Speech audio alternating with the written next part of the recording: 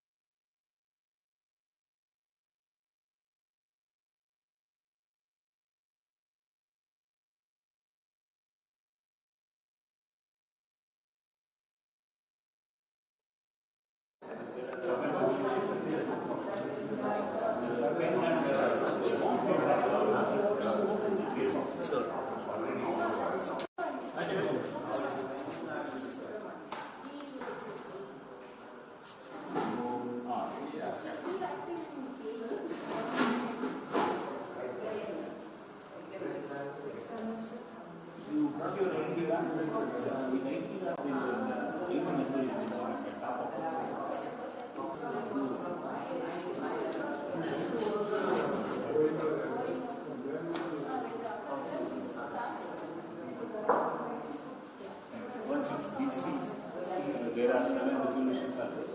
They will review.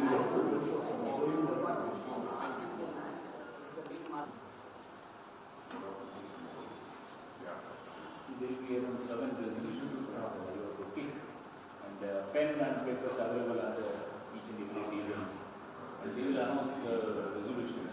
Then whichever you want, you have to pick your resolution number.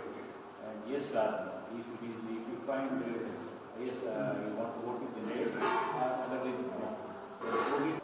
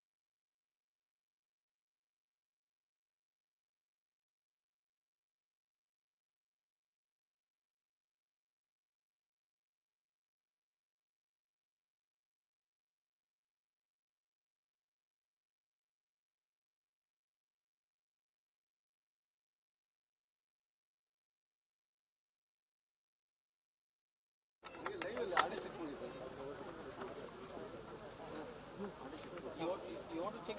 Can we play? Yeah, go on. We can.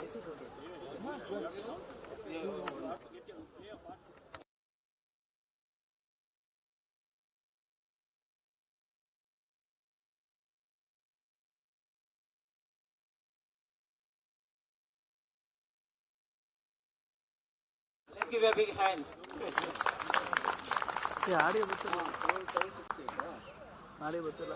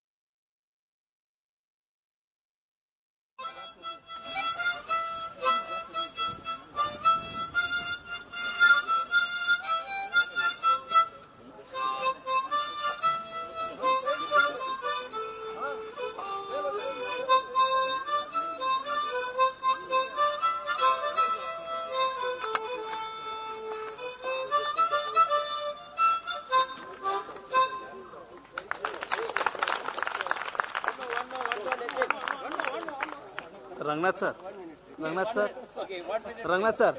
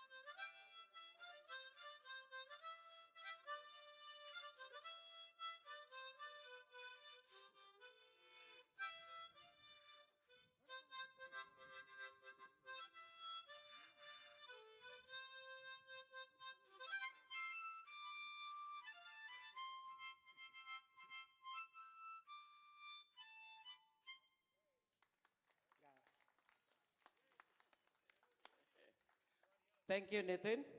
I think now we are ready to start the AGM. Hello?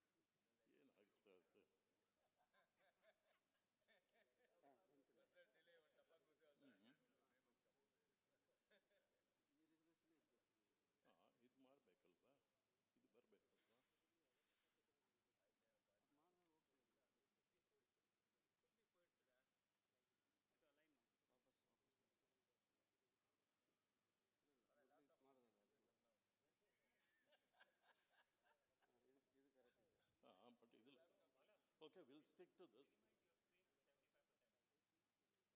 I've reduced it. We'll stick to this.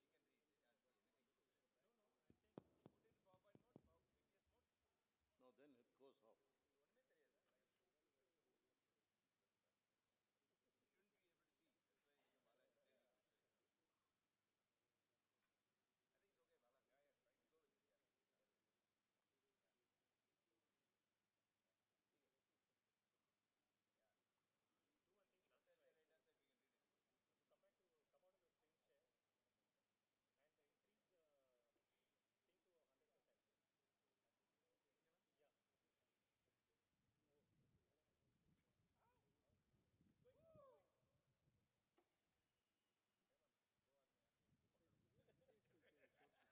Okay, we'll get started.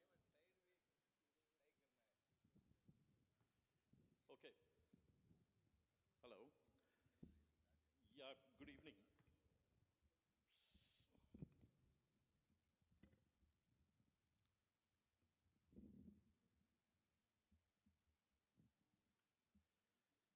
Yeah, sorry about this. Hopefully we'll get to see the screen once it gets a bit more darker. So first of all, welcome everybody for this AGM for 2022. Apologies for holding this AGM quite late this year. Of course, the bomb was a bit of pause mode for a while.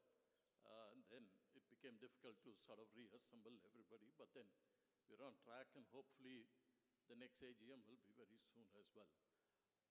So just to start with just a few pointers. This feed is going live, so people would be watching. I don't know how many are watching right now. We'll just try and stick to the time as much as possible. We want to try and wind up by 8 o'clock. Then, if there are any questions anybody has got, please raise your hand and we'll reach out to you. We'll try and answer as much questions as possible. Most of it, in terms of whatever queries have come, we've already responded. Screen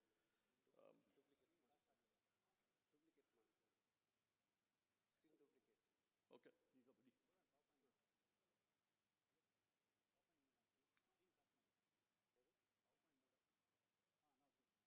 No, it's getting. Okay. So, just in terms of the agenda for the day, we'll have the president and the members presenting the various topics. Then we have the regular audit committee. Again, we've shared the audit committee report. We'll get the approvals on the budget and everything else. And then, of course, we'll have the resolutions. And, of course, the floor is open for any queries that you might have as part of this meeting. Just to start with, I would request everybody to sort of stand up. We've had, during the year, 2 of our close friends whom we lost. So request a 2-minute silence and pray for them.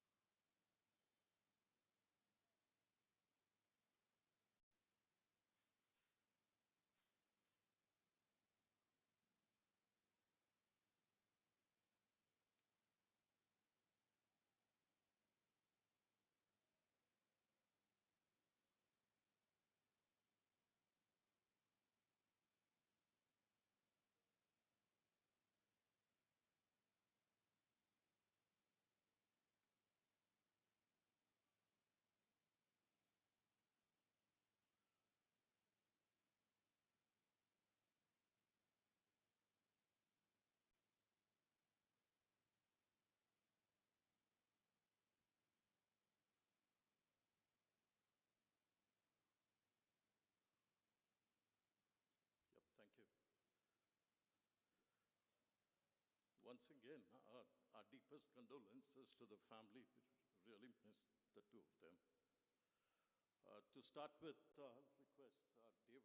of kick off. Sorry? Okay, this is the list of committee members, but then we can get started, David, with yours. No? No, you can go ahead. Oh, you mean? Okay, so just a few things. One is we've got around 11 or 12 new owners, so congratulations to all of them. Welcome you all to the Ferns family. Then we have some new tenants as well who've come into Ferns. Again, welcome to those tenants who've just moved in recently. So in terms of houses under construction, you must have seen that there has been a tremendous increase in the number of constructions that's happening in Ferns. It poses its own challenges, and of course, Regn will cover during the course of her presentation. We've got currently around 10 constructions ongoing. So you will see that in, let's say, a year or two's time, you would have around another 10 additional families living here. And that's got its own positives as well as the challenges that we would be faced with. So welcome to all the new owners and people who are in the process of constructing and moving into Ferns. Yeah. So with that, I'll hand it over to David.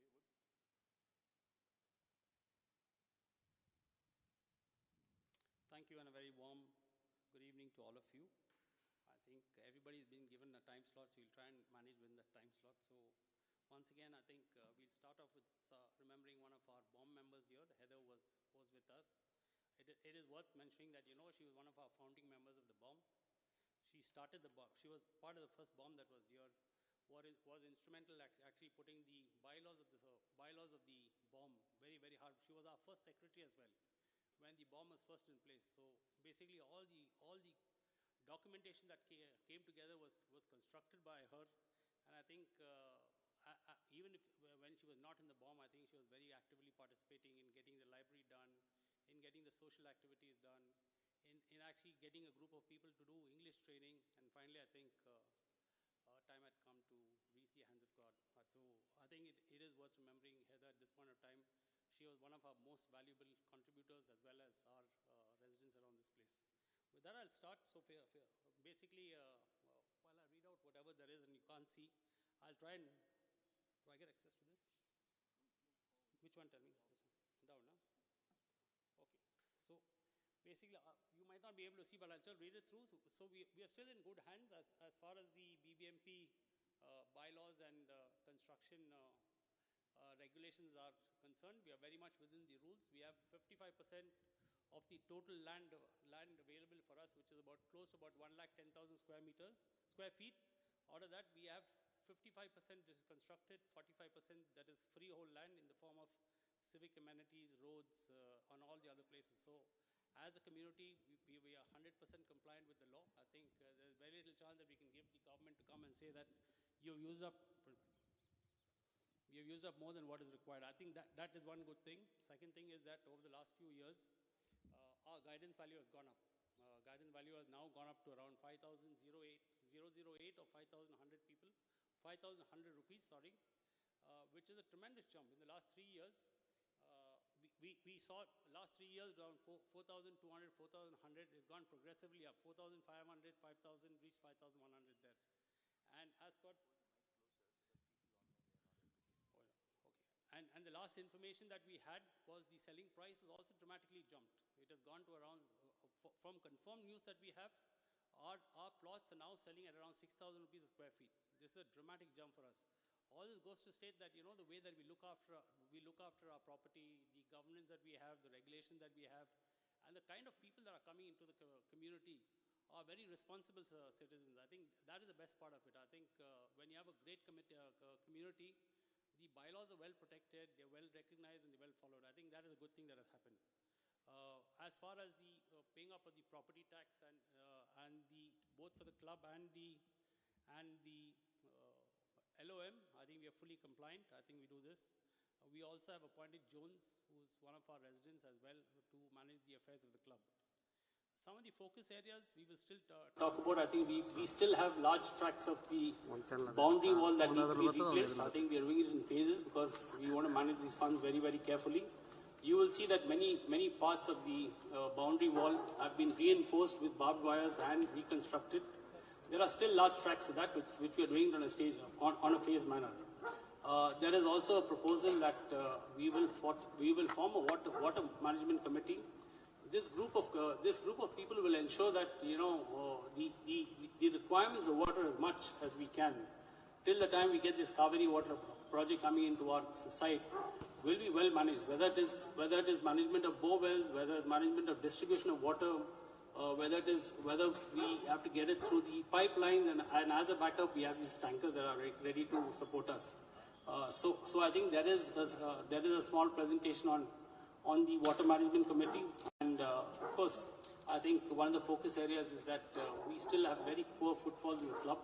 As a result, that the canteen operations, the cafeteria operations is not getting well supported, and I would ask you to look at it very, very closely, because we really need a cafeteria to be in place so that the club looks full in all its aspects. We will also talk a little bit about the challenges. As usual, India is a very inflationary market, as against about 6.5% inflation that we had last year. We are now currently riding around 8.5%, which actually means that from all the expenses that we do, our expenses have gone up by 8.5 to 10%. Consumables, labor, everything is there.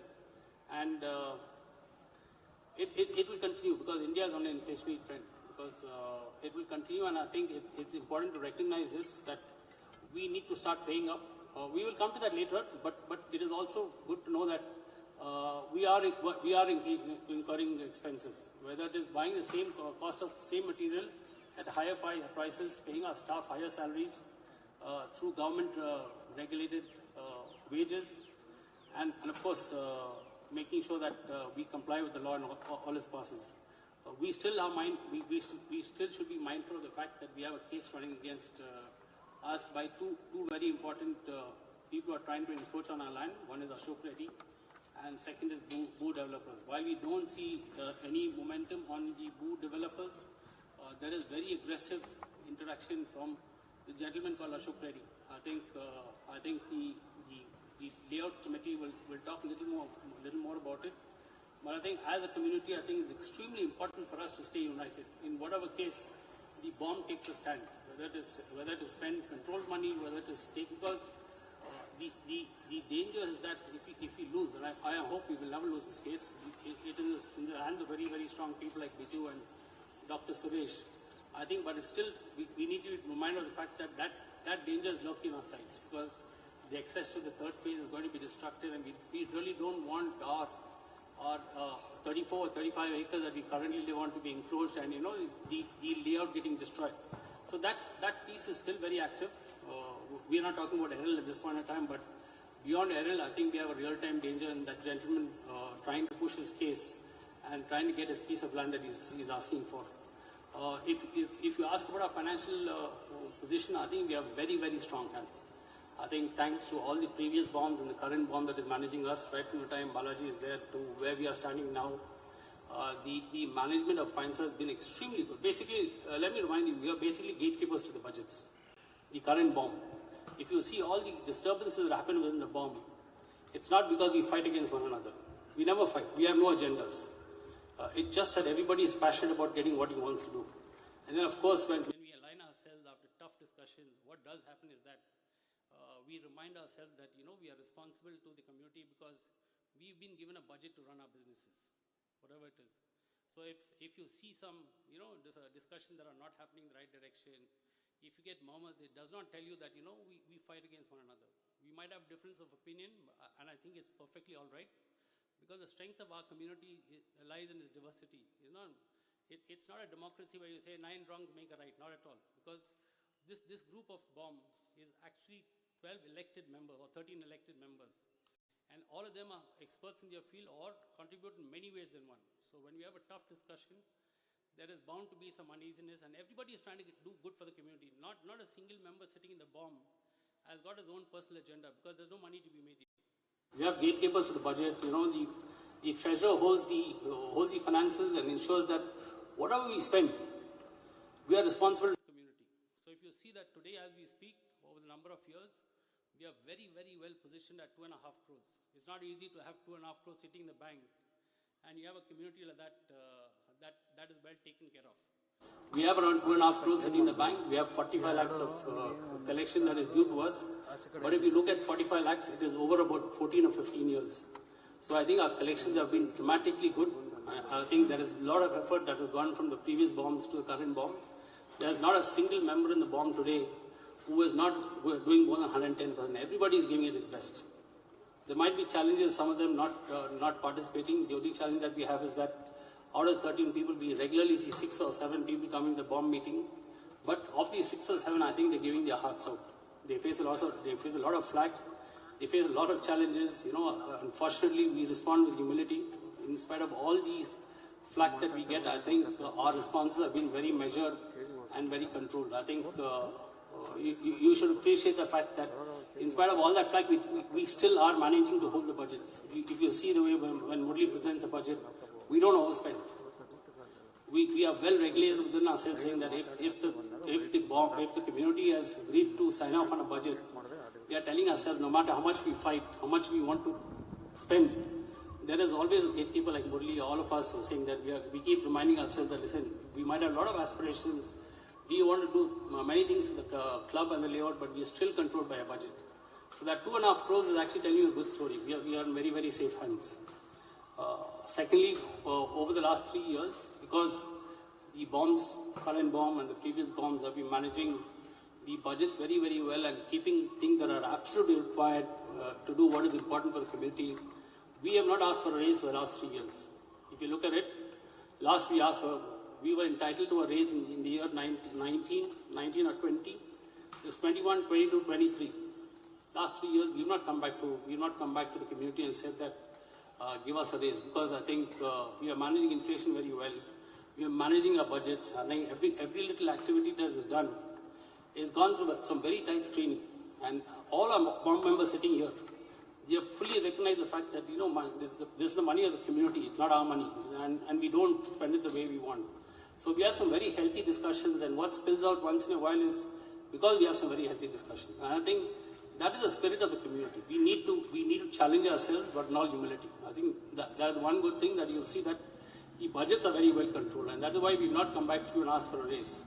If you see about 4, 5, 6 years back, we had agreed to do increase in three phases, 7 rupees, 8 rupees, and 9 rupees.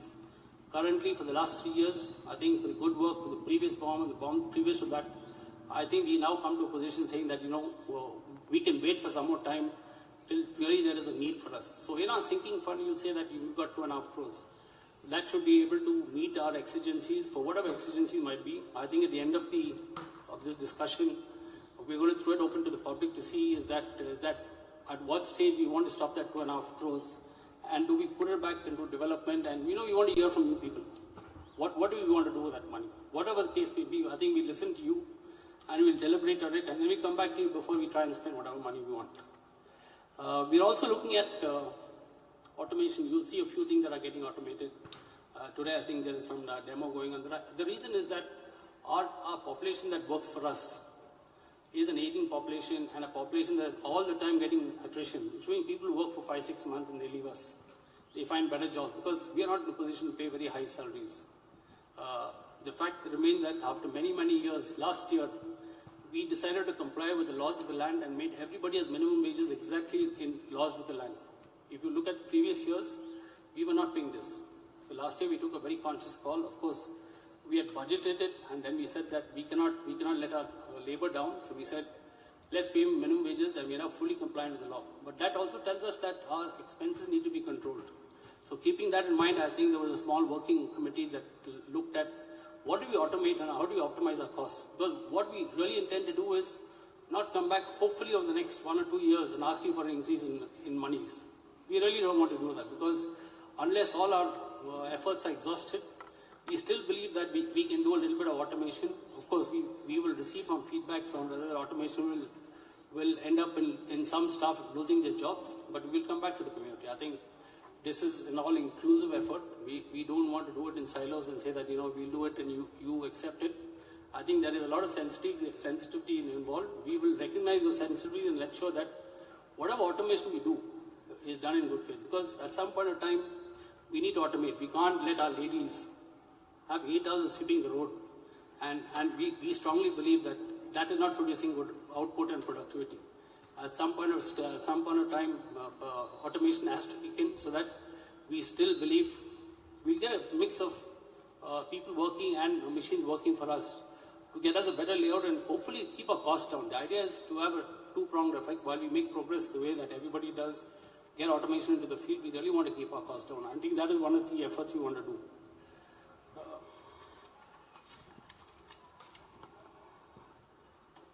There are some priorities that I think these POCs will read out. I think one is that I already spoke about the Water Management Committee. I think Sharan and Puneet will talk about STP. There is also the same layout committee will talk about cleaning of roads. They will take the inputs from you. I think Kishore will talk about little additional lightings that he's already identified. One is to control the lightings and reduce our electricity spend, and what should we do differently to ensure that our electricity costs are maintained and we're not depending highly on the government sources, which means solar lighting, control lighting, cluster lighting, whatever. I think Kishore will talk about it. And of course, like I said before, the strengthening of the boundary walls. While I'll hand this over to Renu for this, I just want to leave you with a thought. There's been a lot of discussions, a lot of feedbacks. I think we appreciate feedbacks. I think the only way that the BOM will improve is to continuously receive feedbacks. They must be constructive in nature, and I think any feedback is well respected. But I also want to remind you that if you are living in a safe community where your security is in control, you get water, you get electricity, you get your mails on time, your garbage is cleared up, your roads are clean. It is because of the hard work that the BOM does. And the BOM doesn't get paid for it. Remember this. So when you give yourself feedbacks, please be human. Please be a little humble. Please be a little relaxed. End of the day, we all have got a job to do. We are parking ourselves. We have trouble in forming a BOM. So we don't want to send out a message that, it is worth us working for the BOM. I think please help us out, because, we are also human. We might make a few mistakes. The BOM cannot be pleasing everybody. This is not the job of pleasing. We've been given a job to do, and I think the least that we expect from you is please support us. I'll leave you with that thought. Over to you, Regn.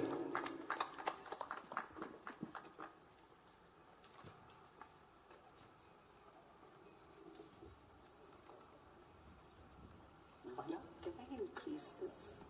I can't read. Oh, okay. Hello. Good evening. I'm Renu Fernandez, and I've been looking after. I'll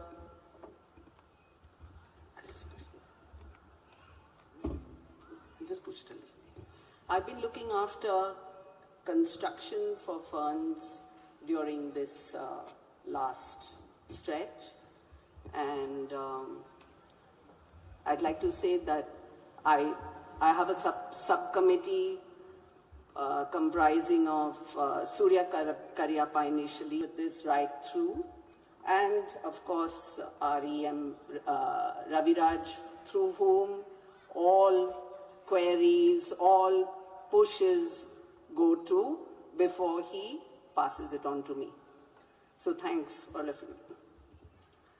So currently we have under construction 10 houses, and 4 that we have signed off on for the coming time. So it is a very busy construction activity that is happening in Ferns currently. The first thing we did was reinstate an independent architect to sign off on new construction plans at various stages of construction as listed below. This was there a few years ago but fell by the wayside, and we decided that whatever we sign off on approved plans we need an external body to monitor that the construction is taking place as per those approved plans. The stages below, I'm just going to list them because I'm not sure anybody can read so far, is approval of drawings and providing the inputs on the FM construction checklist to the construction SPOC for approval. Construction SPOC, based on this, will approve or engage with the owners to discuss. And these will be passed through the architect. Currently, we have a civil engineer who is authorized to sign off on drawings. Stage 2 is a centerline drawing, where the architect comes and just makes sure that the initial markings are as per drawings. Stage 3 is the first floor slab. Stage 4, final slab with checks on height. Now, when someone starts construction, what is to be noted is, it is the responsibility of the owner to engage with their neighbors for the measurements of the land. And we have surveyors who can, if need be, we share the contact with, and they will come in and do the necessary. And this is to be done before commencement of construction to avoid any encroachment problems later. FMPOWA has no role to play here except ensuring that the common area is protected. So it is internal between y'all, and there have been occasions where they've come to us and we've helped as much as we could to sort out the issue. It is the responsibility of the owner to inform the estate manager at each stage mentioned above, so that we can plan and have the architect come to visit and sign off. So that I will refer to later in my challenges, because that is not happening. So we don't know when the stage comes and when this kind of planning needs to be done.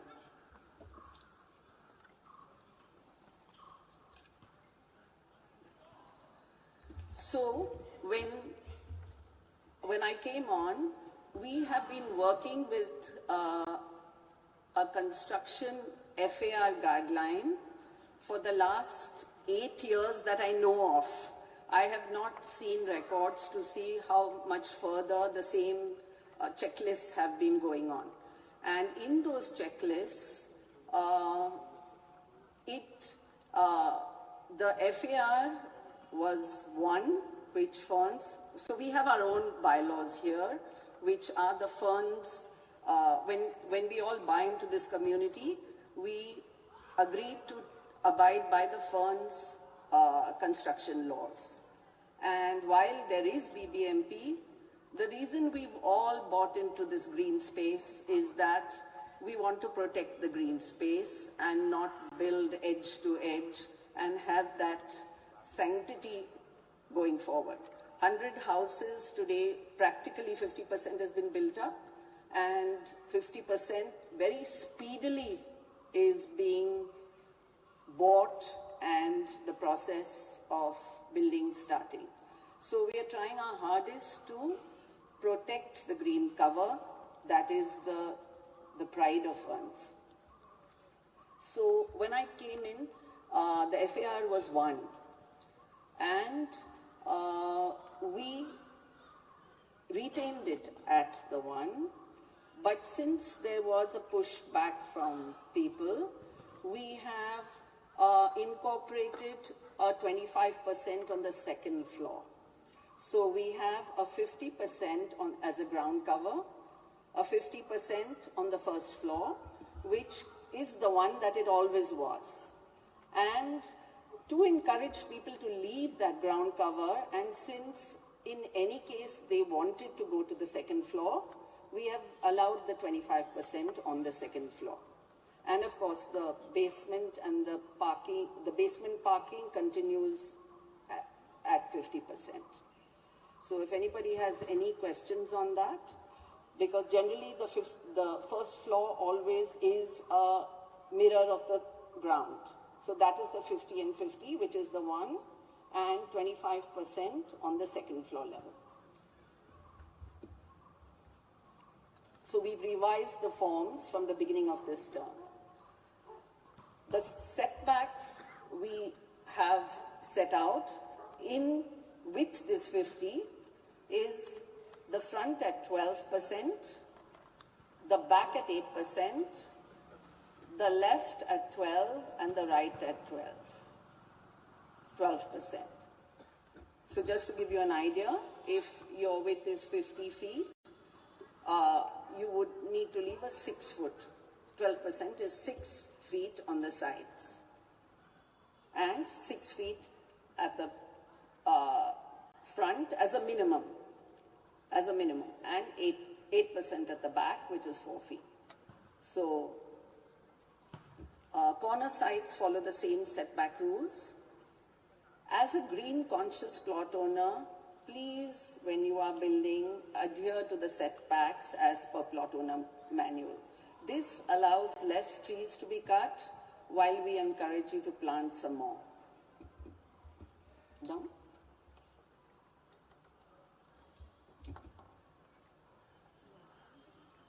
So our current status, our current work that we do here is that, firstly,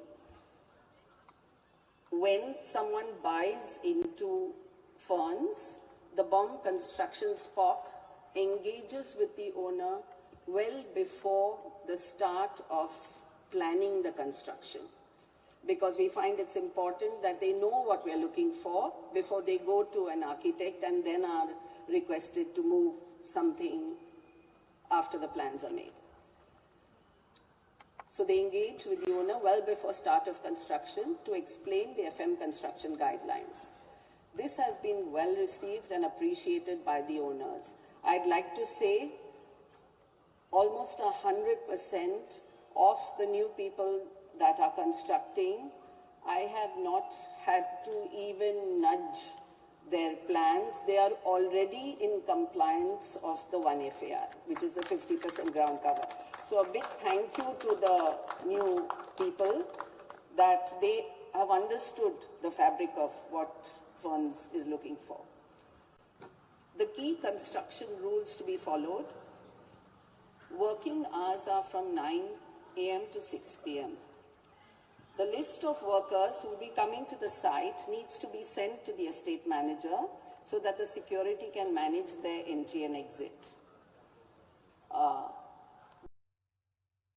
Reasons here, since a lot of our earlier break-ins before we had the razor barbed wire circular fencing was from construction and people, misusing the time. No work is allowed on Sundays and public holidays. One family will be allowed to stay in FM during the construction period. Special requests, if any, should be submitted to the estate manager well ahead of time so that the BOM SPOC can process the request and send it through the necessary channels.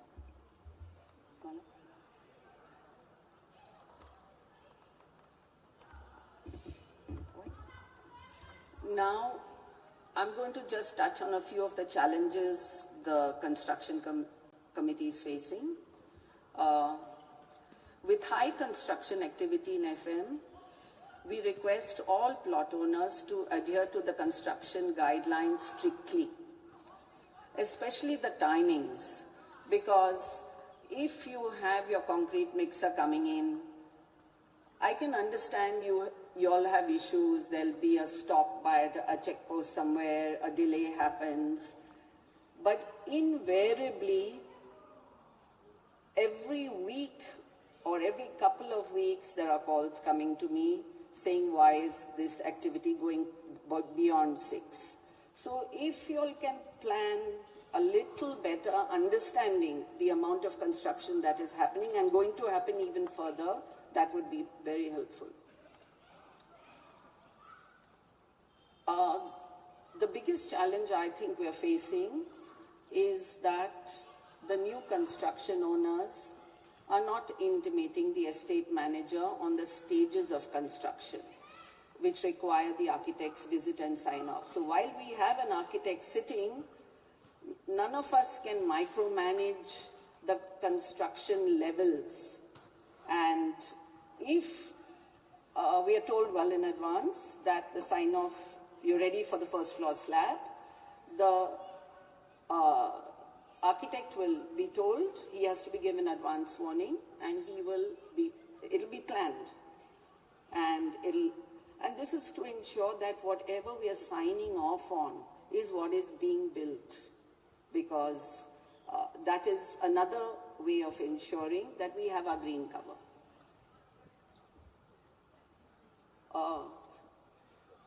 The FM roads are getting damaged due to 10-wheel vehicles entering our layout. So these 10-wheelers, when they are loaded with their cement or whatever they're carrying, if they're going straight into a site, there is no problem. The minute they turn, the road is just cracking as they turn.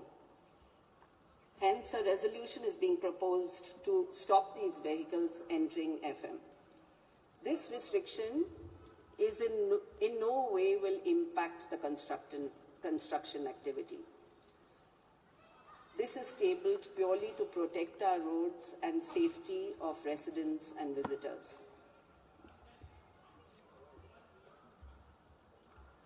The other challenge we are having is, currently residents do not intimate the estate manager or the BOMSPOC in case of renovation activity undertaken by an existing resident. Please note that this relates to renovations, not repairs, unless it is major repair. We request all residents to intimate the estate manager and BOMSPOC in case of such activity with details of the renovation. In our last AGM, we had passed a deposit being collected for renovations, but that is not happening. So that needs to be looked into and implemented.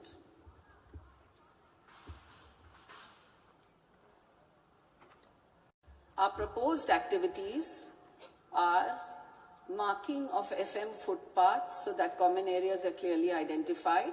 This will be construction with the layout committee. The next is implementation of a process to ensure plot owners intimate the estate office when they sell their plots. Currently, NOCs are taken and estate manager is intimated of the sale or the buy transaction by the new owner. We then face the challenge of collecting the transfer fee. So, if this could be made note of. Thank you.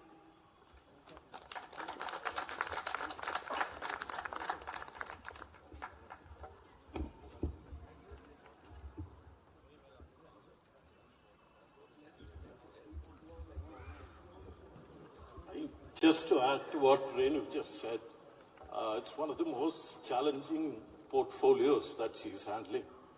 And Renu has been extremely passionate about it. So requests everybody to give a round of applause to her.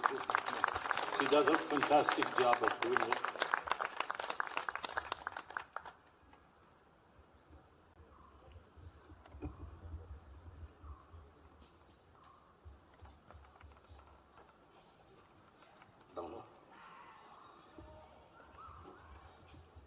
Yeah, good evening, everybody. This is Sharan. We'll start with water conservation and resource management report.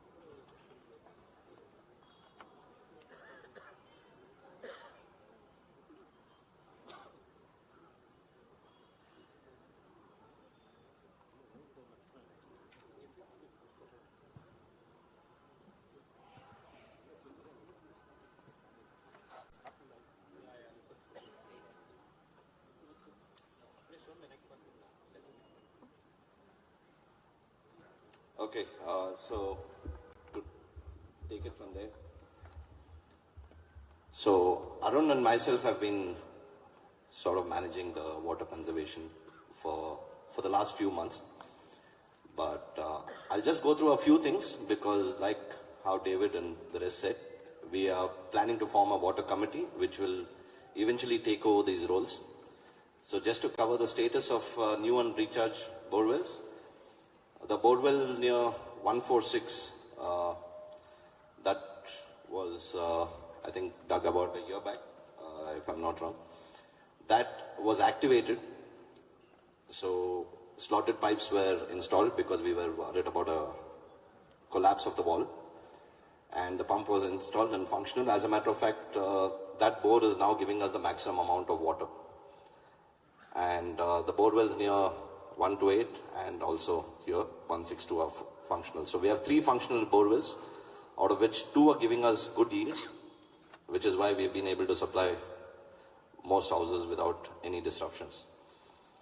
Recharge pits and injection wells, nothing was undertaken this time, but in the budget proposed, there is a proposal for 1 injection well, 1 recharge, and also for 1 rainwater harvesting, which will be covered in the budget. Survey and utility mapping of the layout. This will be covered in more detail in the presentation which Liz will make on the water committee, but we realized that to go forward and plan our water and sewage lines, it was mandatory and it was a requirement for us to have a proper layout map with our utility mapping, because we have BESCOM lines, geo lines. We didn't want any damage to any of that going forward, and it was required for planning. So that has been done and is available with us now. Delivery, as most of you I'm sure are aware, we have moved back to the pipeline. This was, we managed with some repairs, and luckily for us, it's not been very expensive. Just to bring you a perspective, though it is not here, we spent only about 75,000. Am I correct? 75,000? Yeah, about 75,000 is what we spent on repairing the pipelines, getting it functional. And the reason for this is the tractor could not take the load anymore. The tractor could supply a maximum of 9 loads a day. So the number of villas going up and new construction, we could not have supplied all the houses in 1 week. So we had to find a solution. We tried the pipes. We said we'll try and repair as much as possible. And luckily for us, we've managed to get all of it functional. First one to admit, that's why we put it on the slide, it's not equitable. We totally agree with that. So again, this will be covered more in detail later, but we are looking at smart meters, and hopefully we will be able to implement that to make it more equitable to all of us. And of course, before I go to the next slide, let's be very clear, this is a short-term solution. This is not a long-term solution. The pipes, with the damage that has been done, and also what we are noticing is as days go by, as the trees go, those pipes are breaking. We, even now on about a week, every week there is some damage, and we've been having to reroute and redo the pipes. So it is not a permanent long-term solution. So that will be covered later. So action plans, short term, which, like I said, I'll leave these slides because this is going to be covered by the water committee report, I mean the presentation which is going to come later, which will cover all your short term, mid term and long term plans. So that will end, and like I said, more of your questions will be answered when we make the presentation on the water committee. Okay, so green cover. Yeah, tree trimming and shade lopping was done of the overgrown trees and branches. This, I'm sure people who walk in the evenings have noticed.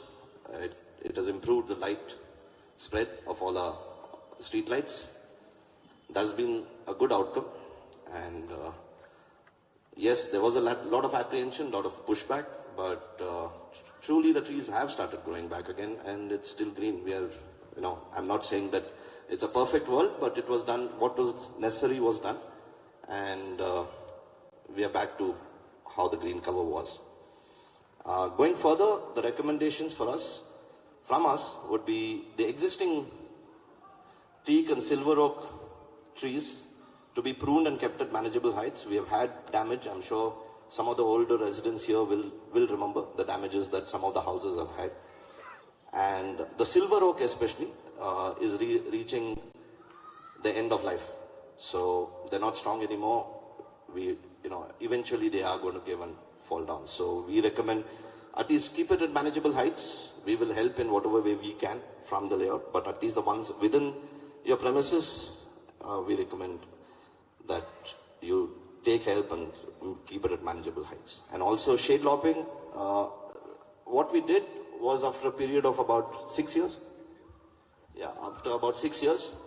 So to avoid that kind of shade lopping, which was immense, we recommend that it be done every 2 years, so it's kept manageable, so that it's not as widespread as it was. So water committee, I'm going to forward this, Bala. Yeah, so I'll just forward this and just go to.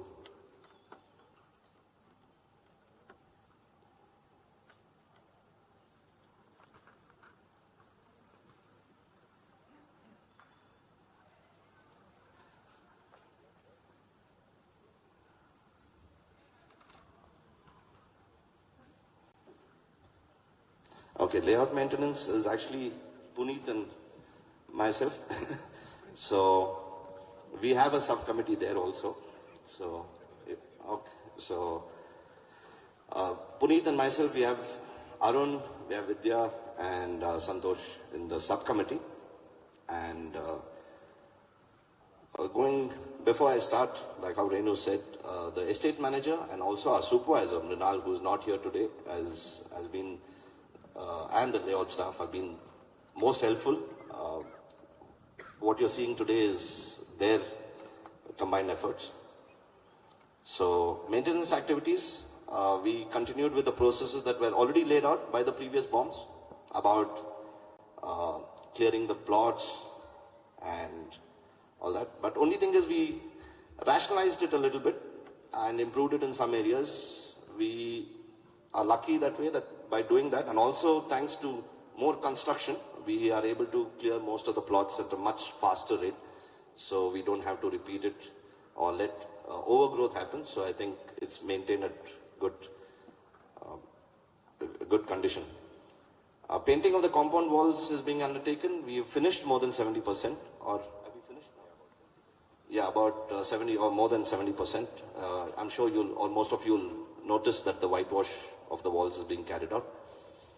And layout staff were given rain gear, but we are planning to re-equip them with uniforms, footwear and safety gear by May, before the rains start. We would like to get them rain gear also. We want to be proactive this time, get them before the rains rather than start when the rains reaches.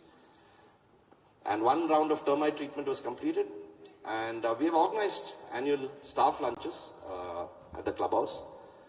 And because of some of the clearing that we've done, we were lucky. We've been able to fund some biryani from Malika Biryani for them.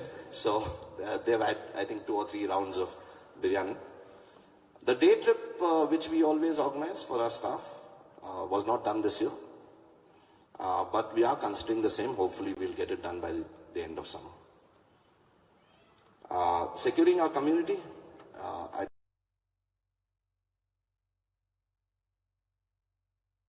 Walls actually breaking and falling down in the rains near Ramrao's house. So we had to go in for emergency repairs. We've rebuilt, reconstructed some of the walls. So we have completed about 254 running feet of new walls. And even the concertina wires which are there have been replaced, including one near the clubhouse. there was some damage which had fallen off. And also, just to put it in perspective, we are in talks with the apartment right here.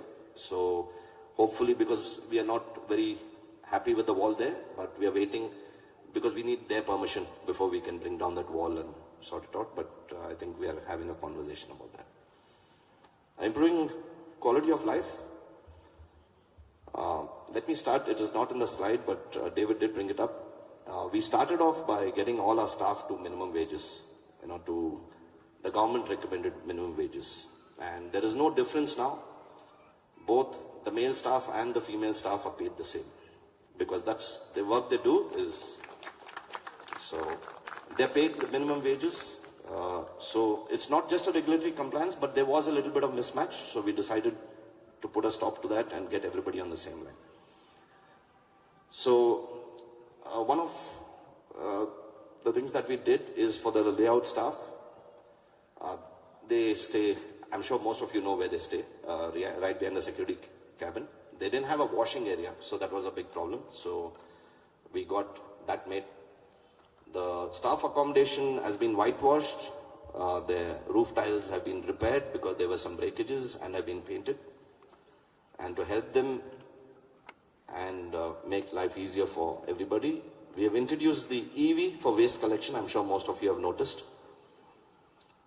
And the EV is also being used by us for carrying small loads within the layout.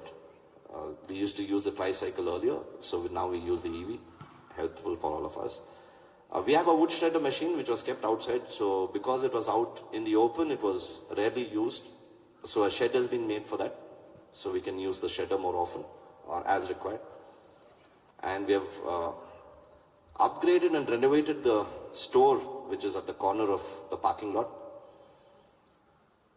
This has helped us free up space because in the staff accommodation we used to use, I think, 2 rooms for storage.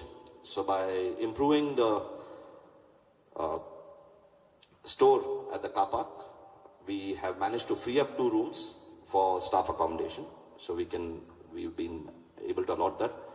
And also it has increased accountability because it was kept in multiple places. There was some pilferage which will be covered in security. So because of which, at least now there's accountability and we can keep a closer watch. A shed was made for the EV and tractor. And also thanks to Puneet Vidya, I think in partnership with CUPA, we undertook 2 cat sterilization drives where we managed to sterilize about 16 cats in our community. So I think time for another round, Puneet and Vidya, whenever you have time. So these are some of the pictures of the improvement that's been done. Also, yeah, the dry garbage shed was made because the dry garbage was kept out for people to collect. And he used to collect it only once in 2 or 3 days. So now we have a shed, so it's not spread out. It's kept in the shed, so it can be collected after 2 days or 3 days when there's enough quantity. And of course, the street map. I'm sure most of you have realized that we've numbered and the roads, the main roads, the crossroads. This was a request from quite a few members that, we always been saying go straight, 3rd left, 4th right, was not working. So we decided that why not number it with proper main roads and crossroads. We worked on it, and a big thank you to Paul for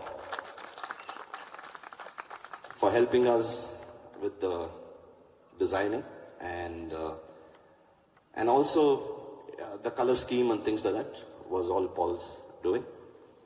As a matter of fact, it's not here on this, but he is now working on the numbers for the houses so that we can all have a common number to put on our gates so that it's nice, and so that hopefully we'll have and circulate it. If people like it, we would recommend that you put it so that everybody has one kind of number plate on their houses. And that's it from my side. And yeah, so that's it from my side. And when the proposals come up, there are a few things which will come back and we'll discuss.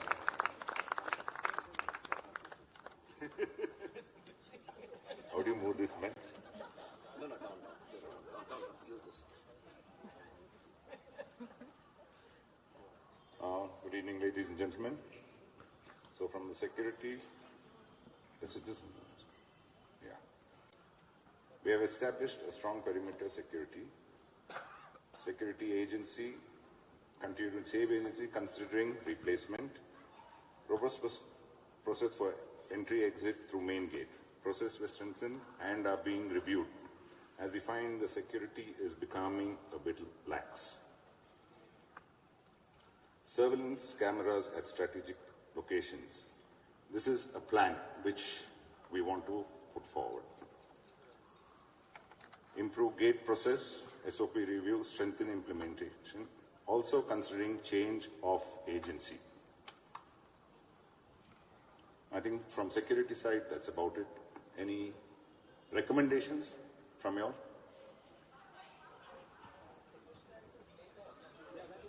Yeah? So now I move to Kishore.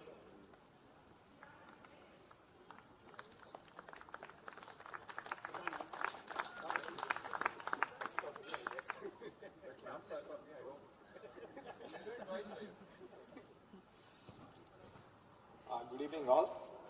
Kishore, that's me, and David, Ramesh, so both of us look after electricity. And so thankfully we didn't spend much money for this year because the main thing was we were having a lot of issues with transformer related sparking and breakdowns, etc., disruption. So I'm not sure if Sophia is here. She reached out to the top management of BESCOM, and they came into our layout, and the senior management came and helped us with all the overhauling of all the transformers free of cost to us. We were in the process of engaging the contractor to do that for us, and so in the process actually we got a very good service from BESCOM. And another nice benefit that we got was now we have a WhatsApp group with the BESCOM officers, including senior managers, so that any disruption, power cut we have, immediately somebody attends to it. And I don't know how many of you have noticed, but this year overall the management of power failure has been pretty good. I mean, first of all, we come to know what's going on, and the resolution is also very safe. So all this thanks to Sophia. I hope, I guess she's not here. And the second thing is the tree looping. So I know it's been controversial, but because of that, again, the transformer related disruptions have come down because the squirrels used to jump on transformers. So that helped us, and the throw of the lights on the streets also is much better. And I think this is something that we should do it regularly, because we can't be having a really, how do I say, like a jungle kind of a green cover. We need to be a little more pragmatic with the green cover. So wherever it is impacting the street lights and transformers, etc., we should be proactive and regularly do a little bit of trimming of the green cover. And yeah, so those are the things. And there is one, that's a good news. Now we come to the bad news. Since 2017, there has been discontinuity in, so we have about 11 meters, 11 BESCOM meters throughout the layout. 4 meters have been having,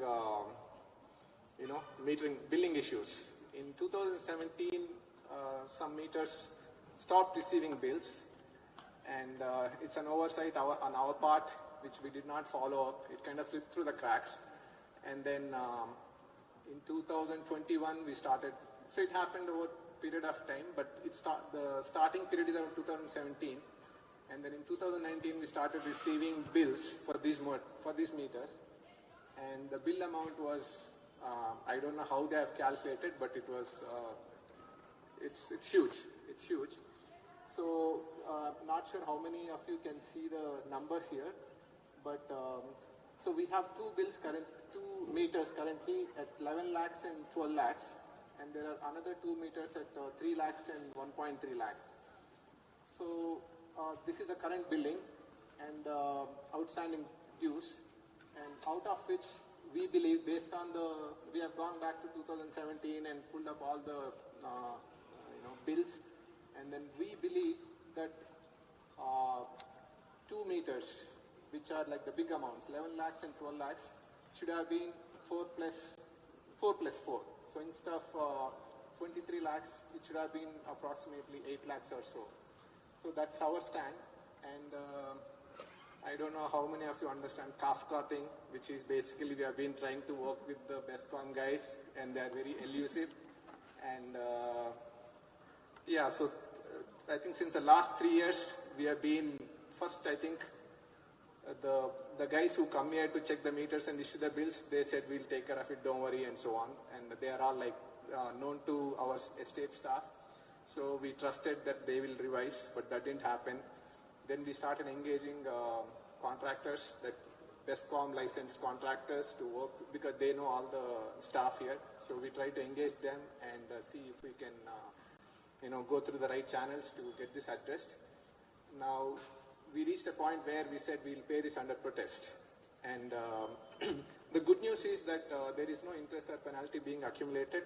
So the bills are, couple of meters are being used. Actually, the borewell meter is being used.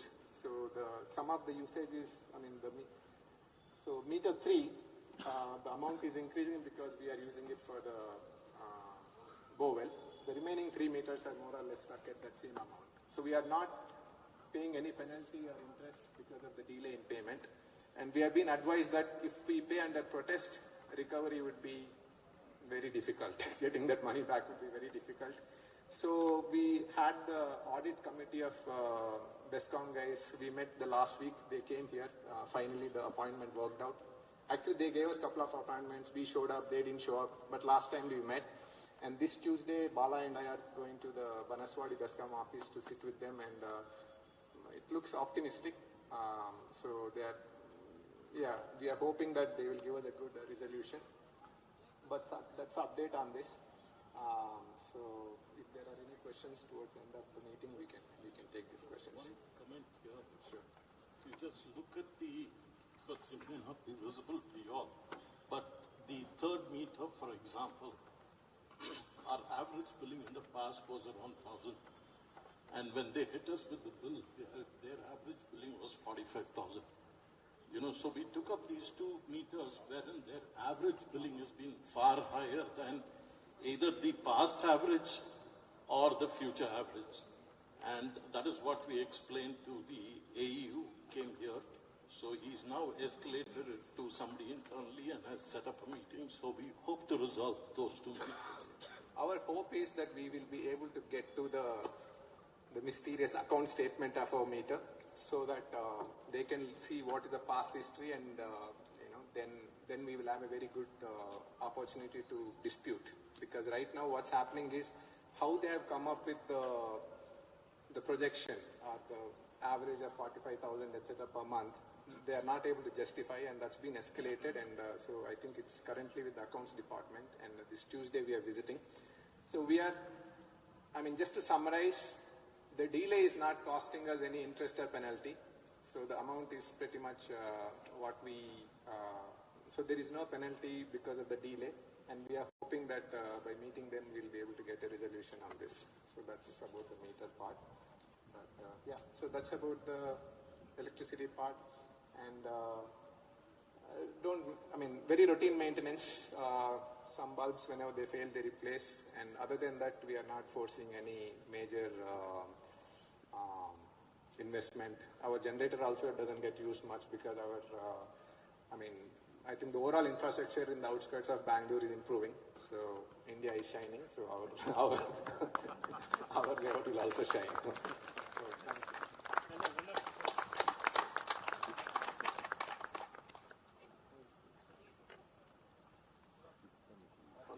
thank you. One second, David, because he wants to go first.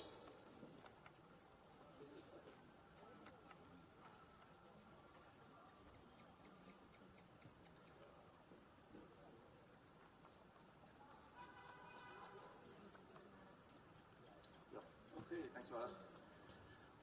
We didn't want to rush through the finance piece, so thought we'll cover it first.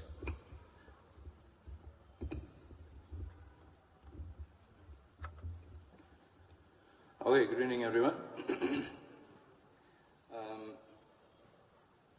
So this is the standard stuff which we do during the finance stuff. Like, the auditor statements have been sent to everyone. You would have seen that. So adaptation of that is one of the purpose of this. We'll ratify some of the unbudgeted spends which have happened above 50,000. That list is there. We'll go through that. To approve the annual budget for next year is something which we'll take up. The budgets for next year for both the club and FMPOWA is there in this presentation. And approval of the reappointment of the auditors, one of the stuff which we'll take up in this presentation. So this is the trend of our FM financials for the last 5 years. I'll spend a little bit extra time on this sheet so that I spend less time on the, further slides which are coming up. So if you see the last 5 years, we have doubled our revenue which comes into our books. We used to have a total billing of about 60 lakhs. Currently we are running at about 1.2 crores, 1.17 crores. On the strength of the increased rates which we had per square feet primarily, and also on the strength of certain billings which we are doing for transfer of land, etc. And also on the strength of certain water charges which have gone up in the last 2 years because we are supplying water. Earlier we never used to supply water for 2 years, 2 years before this. So that's doubled, which is about 2.5x, what we 2x of what we had. The expenses are also doubled. Right? We used to spend about 40 lakhs per annum, and now the expenses are somewhere around 70 lakhs, which we are currently having. We have been able to hold the expenses between last year and this year at 70 lakhs. The continuous expense increase last year we have been able to hold it back. And it's important that we keep this in check because our financials are good. Like David said, we are in a good situation. If you see, as of today, we have more than 2.6 crores in the bank, just cash and cash equivalent assets.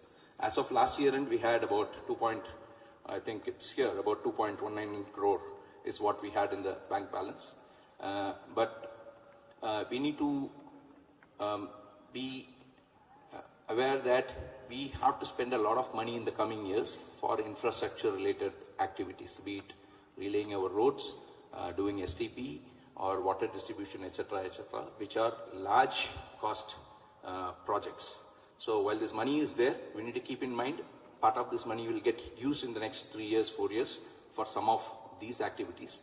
Therefore, it's very, very important that whatever we collect on an annual basis, we are able to kind of spend it prudently and also keep adding to the kitty as we go. If you really see our expense ratios, if you collect 1.2 crores in a year, if it's 100 rupees, 60 rupees goes towards maintenance, which is your operational expense of maintaining this place, etc., paying for security, staff, etc. 20 rupees goes towards capital expenses and 20 rupees we keep to ourselves. We keep about 25 lakhs back every year as a surplus which keeps adding, and we have done an extremely good job in the past several years of maintaining this very well, and our cash balances have moved up from somewhere around 50 lakhs which we used to have 5 years back to more than 2 crores now. So that's an excellent job done by all of us in terms of maintaining these finances and and bringing it to this situation. So just to summarize this slide, we are in a great situation in terms of our finances, and to continue with what David said and add to it, we should not screw it up. So that's what this slide is all about, right? And because normally when your pocket is full, you have a tendency to loosen the purse. Right? All of us have the tendency. And in companies, if you have a lot of money, you have a tendency to piss it off by, buying this, buying that, doing that, this, etc., etc. We need to be a little bit careful about it. That's all I'm saying this. There are two expenses which are 70% of our total expense. If you spend 60% of our money on maintenance and this one, 70% of that money, which means literally 45 to 50% of our entire operational spend goes towards only 2 line items, which is staff, security. So when it comes to staff, we have done a great job of maintaining the number of staff. We have not really taken it up heavily over the past several years. And when it comes to the compensation for the staff, we'll have to be fair, market relevant, and that's something which we'll continue to do. But in terms of number of staff, the direction is we'll keep it as is, and as much as possible, that's what we should try to do. And some of the automation will help. We don't have to lay off staff. We don't want to do that, but we'll be able to maintain the number of staff and not increase. When it comes to security, our security expenses have gone up from, we used to do it at around 11 lakhs 6 years back when we used to do it ourselves. The total cost of security was 11 lakhs. Now as of this year, we'll be running somewhere around 26 to 28 lakhs as security costs. It's gone up by 2.5x. We brought in an agency, find all that's excellent. We are relooking at the agency. Only thing we need to keep in mind is more money does not mean better security. It's good monitoring and execution which we need to do. We might be better off investing in a security supervisor who ensures that the execution is great, right? And who is the security agency? We have done it ourselves, right?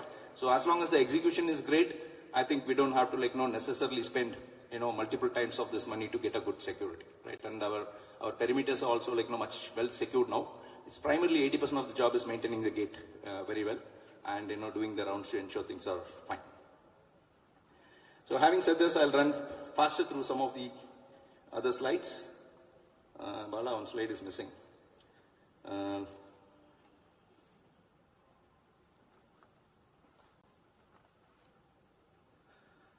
Sorry, okay. Before going to this expense report, let me just, one slide is missing, which is last year's financial numbers, which has been sent to you in any case. Our billing last year went up by about 7 lakhs, and our expenses also went up by about 4-5 lakhs. Otherwise, the auditor financials are already with you. I don't have to go through that. Anyway, this summary gives you a sense of where we are headed. So 9 lakhs additional on revenue we have got, and we have spent about, we have spent the same amount in OPEX, by the way, and we have spent lesser in CAPEX last year because we didn't have much time to spend most of the money which was approved in the previous year. So this is a summary of our expenses, which is broken up by various categories. As I said, our staff expenses are somewhere around 25 lakhs, and our security expenses about 26 lakhs. So 50 lakhs of our total 1 crore billing we spend on these two expenses currently. The administrative and maintenance expenses throughout the period has been kind of stable, right? Somewhere around 13-14 lakhs for maintenance and about 4 to 8 lakhs on administrative. Administrative means some of the stuff which we need to do in terms of paying our taxes, running all over day-to-day administrative stuff. All the events which we conduct, etc., it's counted under administrative. So that's what it is. Electricity, we had a good time, as Kishore explained, for 2-3 years where nobody billed us, and we need to keep that in mind because that money was sitting in the bank getting interest for us. And yes, they came and billed us with a certain amount in the last half of 2021. We are disputing the amounts. Since there was a discussion, I'll spend a little bit, 2 minutes on this. There are 4 bills. One of them is for a running meter, which we are using borewell. When the bill came in September 2021, the amount was about 3.5 lakhs. Right now, that bill stands at 11 lakhs. And this looks like it's towards the running borewell meter, right? So the suggestion which we had in the BOM and we discussed is we will pay off this meter because it's a running borewell. I don't want to take a risk. We will pay this because we used it. That 3.5 lakhs which they billed, maybe it's 1 lakh, 2 lakh. You say that's it. We can always solve it, right? So this is something which which we already taken a provision this year for paying this bill. The other 3 bills are against what we don't use. One of them is a small usage, which is street lights, etc., etc. And it's accruing only about 2,000, 3,000 every month, which is a risk which we can run. Because once we go and pay this amount, it's not just it won't come back. Second is I'm losing almost 2 to 3 lakhs in terms of interest on that money. And the risk of paying is much higher than the risk of not paying. Because if I don't pay, there is no interest which is added, there's no penalty which is added, right? And even if they cut these meters, I'm not using these meters, right? The only risk might be they'll say, I won't give anything else for FM, which we need to see. If we can dispute it, and if required, go into the court and put something there, they can't do that also. So the risk of paying is much higher, and recommendation is we will hold on to those payments till we solve it, and the other 1 meter we will pay. So on CAPEX, we have not been able to spend much last year. Some of it has been spent this year because literally we had only 2 months to execute anything. Therefore, nothing is showing in previous year's expenses. It will show in this year's expense. For example, borewell, sewage, which we did for 4th phase, staff accommodation, tricycle, which we bought, the shed which we built, all these expenses will show in next year's 22-23 actualization, right?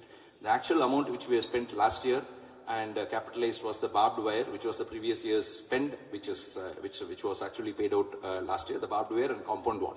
So that's a primary big expense which you spent, plus the tractor which we bought. This was also bought in the previous financial year. Last year actually, like now we recognized it in our books because the capitalization happened last year. So two big spends which we have done in the last year is like now the recognition of the borewell and the recognition of the tractor spend. Other amounts are like no pretty much like no small amounts which we were not able to spend. So this is the budget for the next year for the layout. The total budget next year is showing 98 lakhs. There is a 14 lakh component which is sitting here for paying off that one electricity bill. The remaining portion of the 28 lakhs, 14 lakhs we will hold back. Probably we will hold back as a contingent liability or whatever till we, and not hit the books. It will be in the balance sheet. That we will discuss with the BOM and we will take that call. Right now we are waiting for the conversations to get over because if your probability of not paying is high, then we don't have to do that as well, right? So that's the reason this amount is higher for this year. Otherwise, most of the costs are being held more or less in the same level as the previous year. The full year impact of the staff cost increase will come this year, and the full year impact of the security cost increase which we took in the middle of the year, that will also come this year. Otherwise, we are holding the budgets for next year. Hopefully, we will continue to, apart from that electricity, we should be able to continue to maintain our costs next year.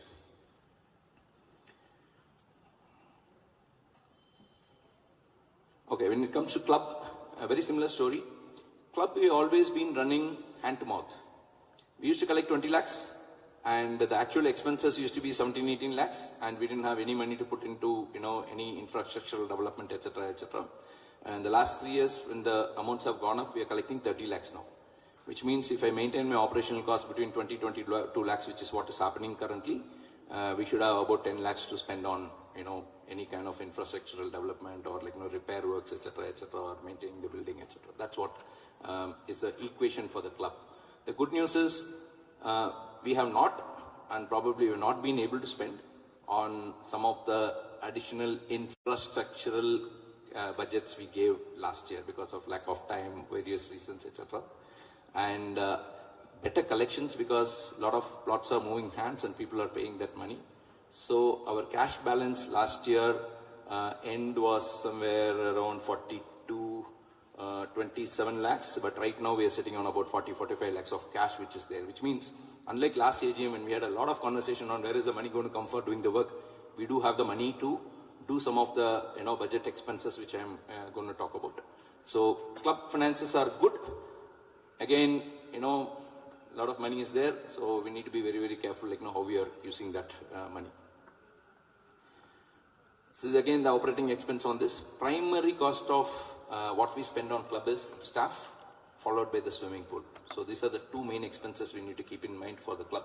Same story for the staff, which I said, and the pool expenses as to who's maintaining it, etc., etc. We need to see what is we need to get the quality, but at the same time we need to see can we get the quality at the right price, so that that doesn't keep on increasing, right? And that's the two things which need to keep in mind on our club expenses.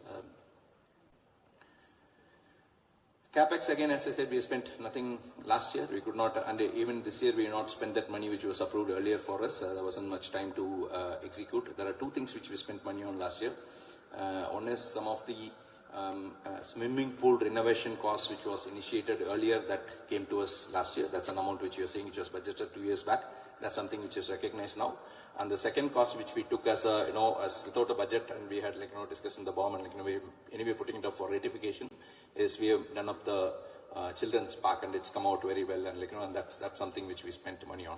Otherwise, most of the, thanks to Kishore, he was very, very passionate about this whole thing, and we have done up. It really looks nice, and it's a money well spent. We'll get it for ratification down the line in the next 10-15 minutes. So primarily we have not been able to spend on anything else so far this year, and next year hopefully we'll have enough time to whatever you approve now anyway has to be spent next year, because time is gone, March is done, and we'll see how to do that. So this is the budget for the club.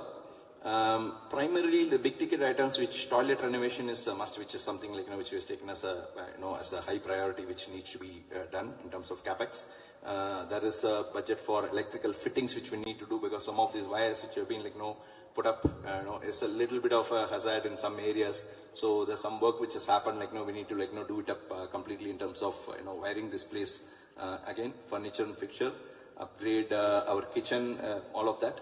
The only thing which we might, want to do if you have the enough cash in the badminton basketball court, the doing up this court has been a ask for at least for the last 2-3 years, which we have not been able to do, and hopefully we should be able to get it done if you all approve and and we have the cash against that. So otherwise the running budgets will be more or less the same. So that brings me to the last slide, which is the ratification of the spends, which are unbudgeted but above 50,000. These are the expenses. I'll read it out. There's a water distribution expense which is there because we were running the tractor, fuel for the tractor and the driver's cost plus maintenance, etc., etc. However, this is a very well invested money in the tractor. Right? I don't know if there are questions on the tractor, but we spent 7 lakhs for the tractor. So far we have billed 15 lakhs in terms of revenue. If we didn't buy the tractor and we didn't give the money, water, everybody would have bought outside at 450 rupees or 500 rupees per load. And we would have spent as a community 25 lakhs. Instead, you have spent 14 lakhs, which is 10 lakhs savings for everybody. And we have billed 14 lakhs, we have spent only 7 lakhs in terms of running this tractor for the last 2 years. So literally it's a win-win for everybody except for the guys who are actually who are supplying water for us, which is good for us. So I think we should take it in the right. It's because it's very easy to say why did you buy a tractor? And because see, it was a time. At that time, I was also part of the bomb. Many of us were part of the bomb. These guys were raising prices on a monthly basis. And it was a water scarcity situation. We had to do something which had to be done at that time. But great work done by the water committee now. At least we have our own distribution system now. We will see what to do with the tractor. I'll get another 4 lakhs, 5 lakhs by selling the tractor. So that's another money coming back in. So we have actually made money by doing this tractor. Actually, I should buy the tractor and supply water for outside, right? It's a good business to be in. So that's on the tractor. Office rent is something which we have started paying to the club because we're using the club premises. So we are paying a 1.2 lakh office rent for the club. Barbed wire I've already talked about is just a recognition this year. It's not a spend above the budget. Children's park equipment and children's park sand is not budgeted, but that was spent. I explained. And the swimming pool renovation was budgeted 2 years back and it's been recognized now. So actually what was not budgeted here, which we are spending here, is the children's park equipment, which is something which we would like you to ratify. So these are the expenses above 50,000 which needs ratification and which were not budgeted in the last year's budget. That brings me to the end of my presentation. And any questions we can take it later on after we cover the club piece. Thanks.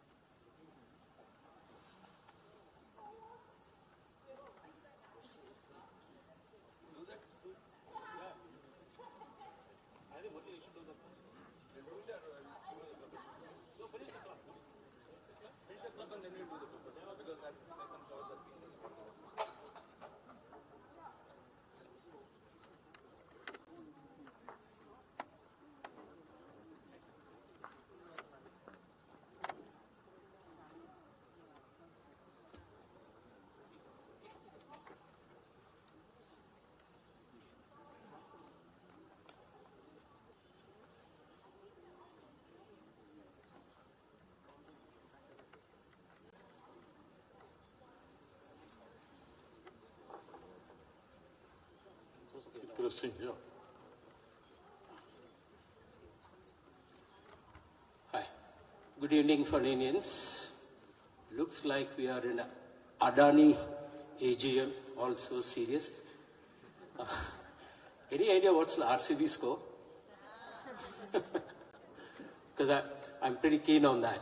Okay, I'm here to present the club on behalf of my captain Shruti and my manager Jones. So on behalf of them, I will present the club.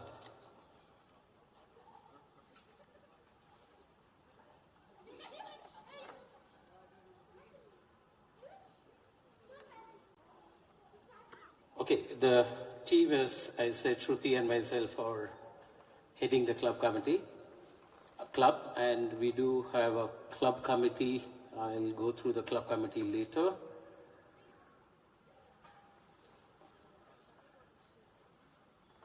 Maria Das, Anita Suresh, Liz Albuquerque, Varsha Bala, Johan, Murli Kittu, myself and Shruti are the club committee, and our club manager is Jones.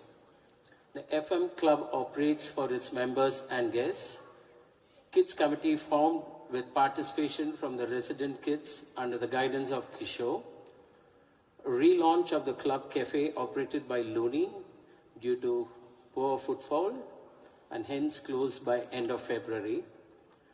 And we appointed Jones as the new club manager, replacing Vincent. Please give him a good, let's give a hand to Jones here. He's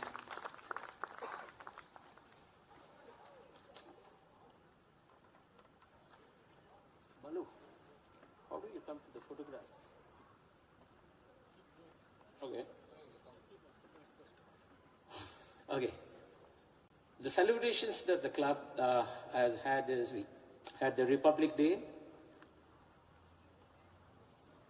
then we had Independence Day, that's for the national celebrations, then FM club celebrations were Diwali night, Oktoberfest, Children's Day, kids' birthday celebrations, and club played host to iCamp conducted by Dr. Zamindar. That's thanks to Puneet Suri. Through their referrals, we got them to do the iCamp for us. Thank you, Puneet. Okay, this is the holy party that we had for the kids. Independence Day celebrations, Children's Day party, Oktoberfest. Yeah, and then we had Dhamaka Biryani 30th, I think it was beer and biryani party that we had on 30th October. Zamindar's iCamp, the Republic Day. Okay, club improvement and development. Club restrooms, the toilets needed plumbing work. The work was completed and operational with all the issues resolved. Geysers installed. Regularly maintenance is taken care on daily basis. Please note that we are in the process of redoing the entire toilet. We did approach one or two architects, and all of them said that we first need to address the waterproofing, leakage of the entire waterproofing. So that's a major job. So we thought we will wait that out and just get the toilets operational. That was what our intention was. So we have just done some basic operation. Basic which is operational for us. Okay, slide pump was repaired and it's operational right now. Filter and gutters cleared with replacing of broken tiles and cementing the pump room inside the pump room. Kitchen drainage and storage room cleaned. Pumps repaired and rock fountain operational. Problem of stagnant water in basement has been addressed. Basketball board has been fixed. Lawn tennis temporary marking done. Gym equipment serviced, and we are also in the process of getting some more equipments into the gym. Basketball ring replaced. Lobby cleared and double-seater sofas placed. Okay, and we have done up the dog park. Snooker table has been serviced and it's operational. We've started the herb garden behind the clubhouse. New meter replaced and serviced. This for the swimming pool. The key challenges that we are facing is the current collections barely provide for the operational expenses for the club. Club building. Structure is old and with seepage. Toilets on the ground floor requires a major overhaul. Basketball court requires to be resurfaced. Kitchen refurbishment for the club parties. the tree roots have reached the channel around the swimming pool. Expense to be planned for. Complete rewiring of the club area needs to be undertaken as priority. Okay, and coming to basketball requires to be resurfaced. The children of Ferns have gone around and given us a petition here asking for a better play field. They say that they're getting hurt, so we have seriously looked into this. And this is a petition signed by 50 kids of Ferns. Okay, so we have taken this up seriously, and we have already spoken to one or two contractors to give us a good sporting surface. We are looking at a rubberized sporting surface.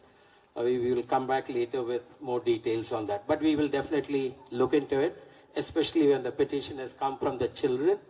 We cannot not do it for them.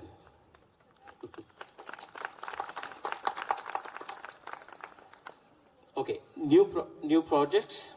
Upgrade gym equipments to be undertaken. Secure access for gym and snooker room to be reviewed. Clubhouse ground floor toilets renovation, kitchen hood and chimney, kitchen cupboard, kitchen equipment, sound system, woofer, UPS and batteries, swimming pool, pH board for the swimming pool, and swimming summer camp to be announced soon.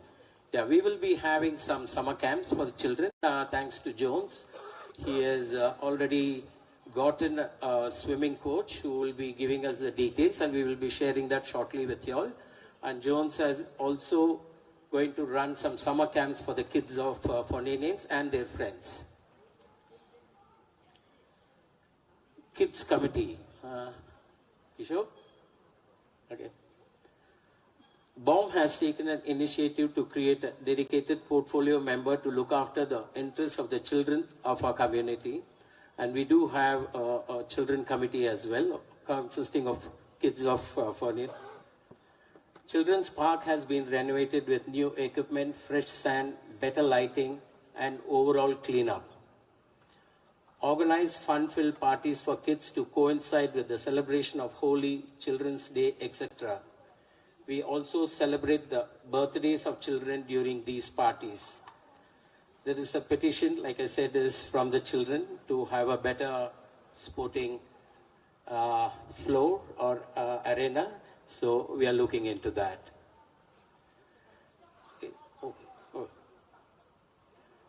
Okay, that I come to end of the club committee presentation. But I have one other announcement to be made by my captain, Shruti Mandana. Shruti, can you please... Shruti was very shy to come onto the stage. She didn't know how shy I am, so I'm just pulling her up here. Yeah, I'm very happy to announce that Start Your Day, which is opposite the main gate, is willing to supply food to us at the cafe, so that you all can just place your order over the phone. The numbers and the menu cards are displayed at the clubhouse. Please make use of it so that we have more footfalls, and it'll be nice to have some action in the clubhouse. So please call and order. He's willing to send people across, serve it here, and he's sending it in disposables. We're trying to minimize waste, but we're figuring out how to do that. So please make use of the facility. It'll be great. Thank you. Thank you, Shruti. Thank you all.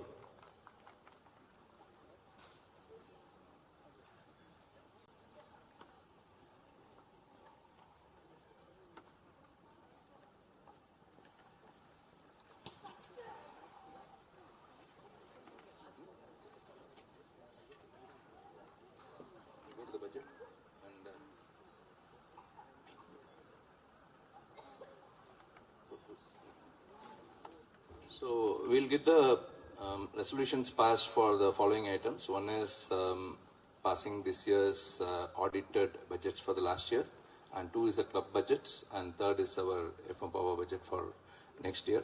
So the audited reports have been sent to all of you. So the adoption of the audited statement is up now, and any proposals and seconder we need so that we can pass this. Yeah.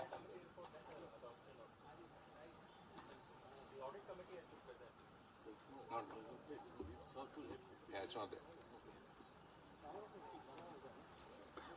Yeah, but he's not the audit. We didn't do the audit committee. Audit committee was summoning. Audit committee summoning. Want to speak?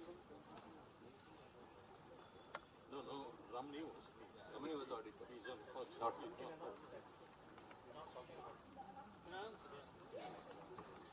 So we've circulated the audit committee report. Anybody's got any comments? Unfortunately, Ramani is traveling, so he's unable to be present and take any questions or present the report.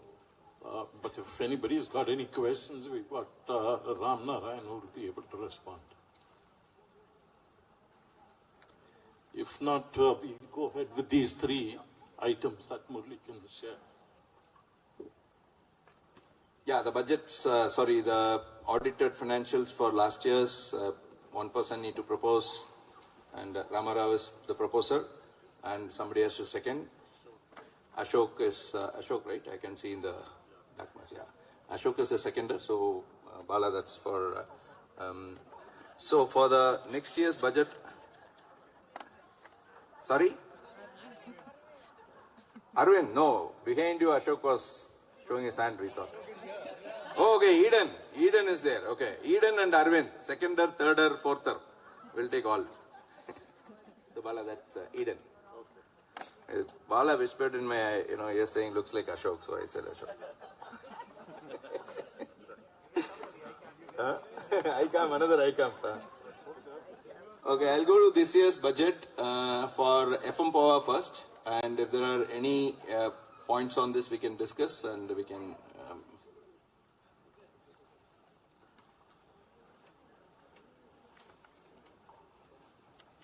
Yeah, this is the budget for the layout.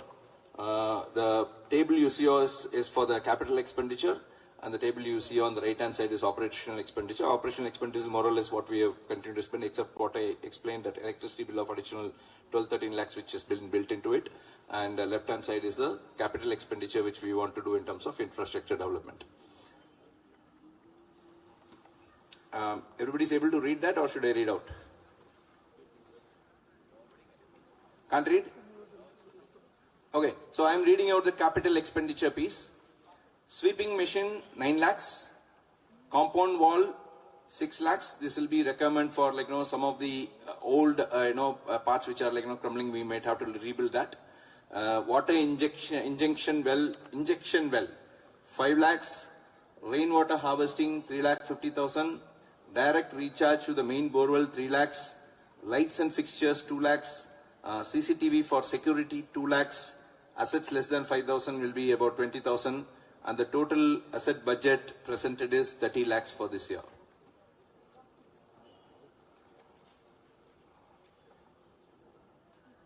And on the operation side, I am reading out. Security is 27.25 lakhs. Staff expense will be 26.7 lakhs. Layout maintenance 8.5 lakhs. Admin 8.7 lakhs. Electrical 19 lakhs. Legal and professional 4,10,000. Water and greenery 4,10,000. Any points, any questions, discussion points, we can take it. Yeah. What's the water injection well? I don't know. Yeah, Sharon, if you may. I think this is being covered in the next one. No. Yeah. I think this part is being covered up to this, or you can. Okay. This exact point is not covered. Yeah, this exact point is not covered in the. So we have our existing bore wells. Okay, so to maintain good water table levels, so there are two ways of increasing or maintaining good water table levels. One is we have some bore wells which are which we had dug earlier, which are defunct. So for those which are defunct, we'll be using the direct recharge to the main bore well. So those are for the defunct bore wells. So we'll use that bore well to collect water to go back to the water table. The injection well is made next to existing bore wells which are supplying us water. to maintain good levels, we have during the rains, we all have seen there's a lot of flooding. So another way of controlling it is, earlier we used to make just recharge pits which are not deep enough, which is not draining the water. So the injunction well sort of collects it. We go deep. We go much deeper than what we do. It's actually like drilling a bore well. So the presentations will be available for those of you who want to see. So just to put it in a nutshell, it will be like drilling a bore well near the existing bore well and injecting all the rainwater which is collected into that, so that it maintains the water table or increases or betters the water table. Thank you. Thanks, Sharon. Any other points, Arvind? There was a mention of including security cameras for things, so CCTV cameras. So how many and where and what is the budget for it and how? The budget is 2 lakhs. We have suggested. That's mainly for the roads. We are thinking of strategic places on roads. Third phase. What is it?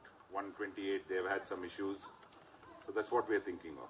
So who will monitor these cameras? What's happening? We are thinking of SD cards at present. No. So that's a retrospective thing, right? Yeah. So if you really want the security to happen real time, putting a camera only will tell you who came later on and having it on an SD card. So is there a solution that you want that can look at the CCTV cameras real time and then give us feedback if there is a breach? DVR, but then we have to look at wiring. No. So it's not that alone, right? I mean, so if you have a monitor, right? So if you have 20 cameras. Yeah, if you have 20 cameras and if you want it to monitor, then we have to think of wiring.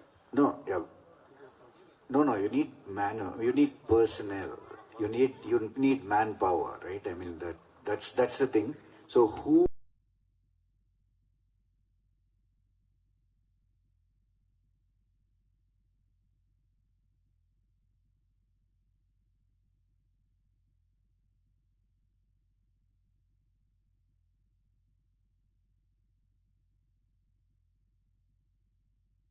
I'm saying that is a DVR requirement.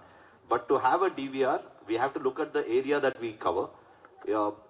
Wiring throughout the layout might not be a feasible option. So there are options which come Wi-Fi. So we are looking at gateways to see if we can wire it, where it will be monitored at the security gate. That is how most security DVRs are monitored. It's monitored at the central, at your security cabin.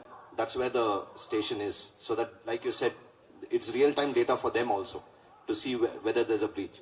So that DVR thing we are looking at, but it has to be wireless, like I said, because wiring all across the layout from our perimeters are at the moment not feasible by wiring. But the wireless solutions are there. We have to only work on the gateways to see if we can get them all connected to the security cabin. So what is currently available? If you are able to figure out getting it into a central monitoring system, there are third-party vendors. For example, the CMS system, which puts cash into ATM machines. They look at their ATM machine security cameras real time. So they actually will look at providing the central monitoring, sending out alerts, direct calls to cops, everything. Of course, for a price. So you might need to look at that to see if there is a way that decreases your manpower cost. Wonderful suggestion, Doctor. Now that you mentioned it, we'll connect and maybe take that as a suggestion. I can give you a lead on that. Yeah, so that's a good suggestion. Yeah, somebody else. Biju, I think, is. Yeah. So apart from looking at this wiring mechanism, which is going to be pretty expensive to both install and maintain, and then have this monitoring, there are newer methods which is, I think Arun was mentioning about SD cards, then SIM-based ones, cloud storage.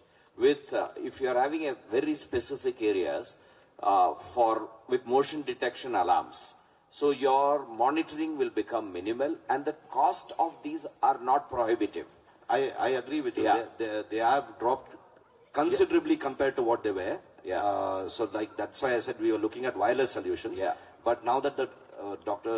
Arvind has mentioned it, we will look at that also and then come with a collective solution to the security thing. But the idea is to have it monitored. It's not just to record it and leave it for us to see in posterity, but it is to monitor actively. That is certainly there.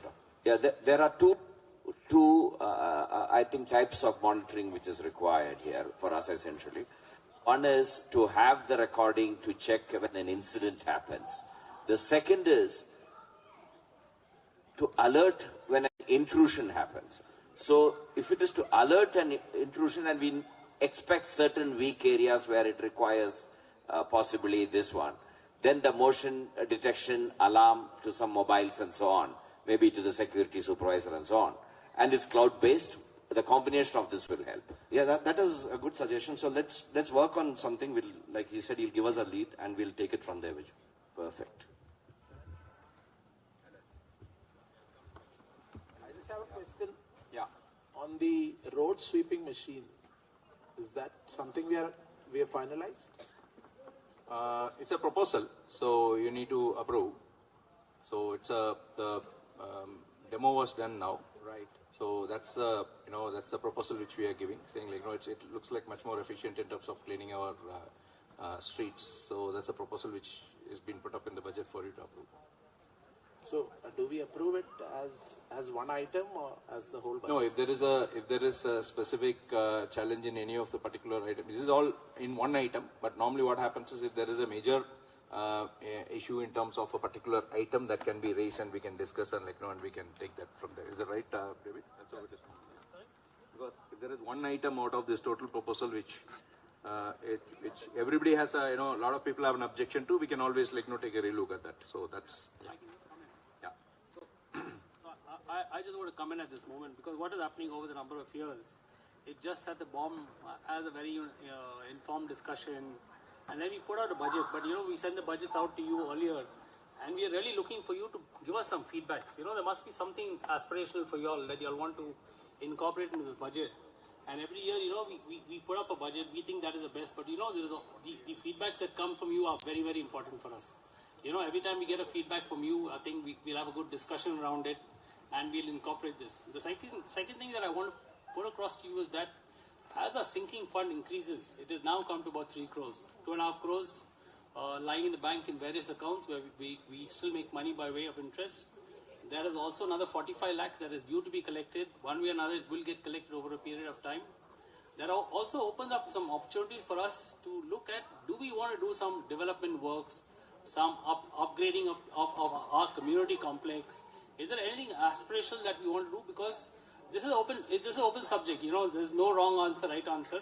The reason is that since we are now at a pretty good function, but one way like Murli said, we don't want to be, we don't want to spend money on something that we don't like. But if there is something very aspirational for you, where we have common alignment, I think you can still raise it up. Because before we ask you to vote on the budget, we will throw up the audience for 2-3 minutes. Because if there is something really important that you think that we should incorporate into this budget, I think the very inclusive approach that we want to take, it's not bomb make something and you approve of it. I think it's very collaborative in nature. We really want to hear from you and take some feedback strongly.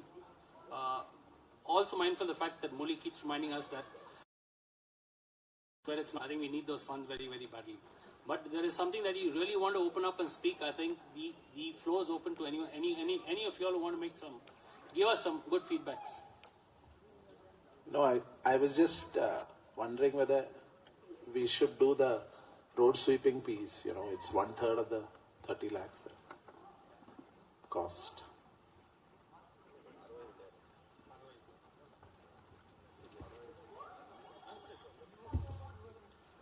Okay, Nishad, since you asked about the 9 lakhs being the major part of the budget of the capex, there is an ROI worked out on this, which is not part of the presentation, but I'll share it since you said. And like how David said, it is not about just removing people from their jobs. It's also the question is retaining. We have, let's be very frank, we have legacy staff with us, good and bad. In terms of loyalty, good. In terms of production, bad. That is what has happened over the years. Attrition has also been there. It is not that we have not had attrition. We have had attrition. So if you look at just the sweeping machine, since you brought it up, the ROI, if you look at it, is we are paying about 12,000 per month per staff. Okay, we use about 5 staff per day for sweeping. Let's just keep 2 people still there out of the 5 to operate the machine through the day.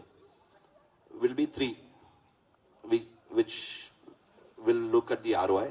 So if you look at 3 and multiply 12 into, that's 24 into 12. I'm not. So in 2 years you will get your ROI on the machine, including OPEX, because the OPEX is about, if you look at the maintenance OPEX, the brushes and all that, is about 1 lakh a year. That I'm keeping on the higher side from what they've projected, but we have still kept it on the higher side. It would be about 1 lakh a year. So the ROI on this would be within a year of the machine. Okay, so it's 3 women is about 4 women, like I said, is what we can, let me not put it as women, 4 staff. Okay, because like I said, we've made sure now that it is not men or women. We even on the EV, we try to train a few. We had our own challenges on that. Hopefully on this we can get them trained. So if you look at 4 staff, it's about 52,000 a month. That would reduce our OPEX by about 6,24,000. And maintenance on that machine, like I said, is about 1 lakh. So that's about 5.2 would be your return per year. So in 2 years, you will have your ROI on the machine.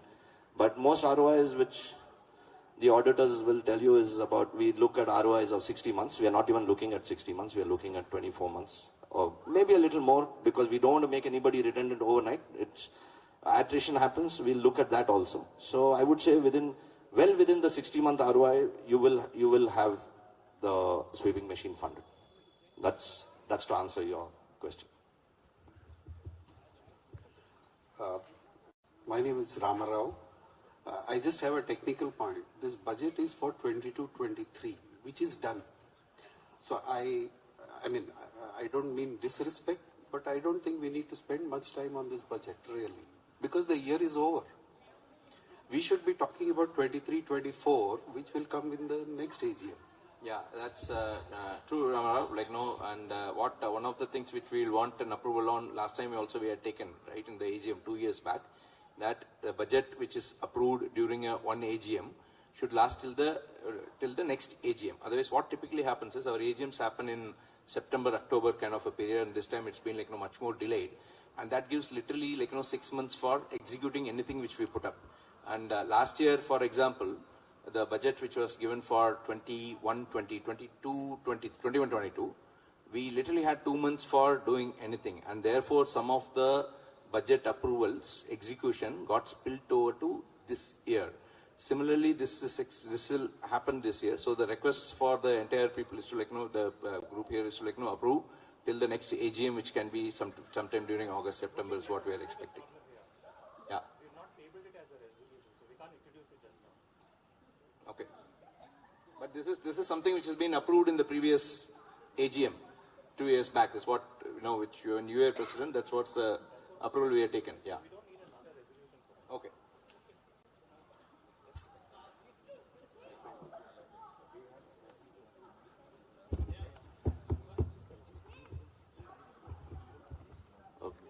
Murli? Yeah. I have a comment on what David was asking for feedback and suggestions, how to spend the money. So I give you some not how to spend the money, what is required. We will say whether to spend or how to spend, How to spend, we all know. I heard it as how to spend. So we spoke about, I think, sports, health, and so on. But in our previous committee meetings, we have spoken about doing something about wellness. I think this clubhouse lacks some infrastructure for wellness. So I think that's something you guys can spend some money on. Perfect. We should. Budgeted and being put in? So it's not, David, you want to talk about it? It's not budgeted and it's been put in. I don't think for wellness it'll need like too much of an amount. So we will definitely, we can put it up in the next one. Or if it's a smaller amount and whatever is the specific suggestion, Biju, we can take that in our running expenses also. Because unless you're spending a lot of money, which is a capex which we need to book it in, if it's a running expense of for example, the iCamp which we did, those are running expenses which can be part of the maintenance which we do. But if your question is there any specific which has been put on wellness? No, it's not put in, and we will we will discuss that point, and we'll come back with what is required on that. Okay. Right, and if it's a small amount, we can we don't have to necessarily wait. Arvind? The interpretation of what the term wellness itself is being challenged somewhere here. So I pass it on to them.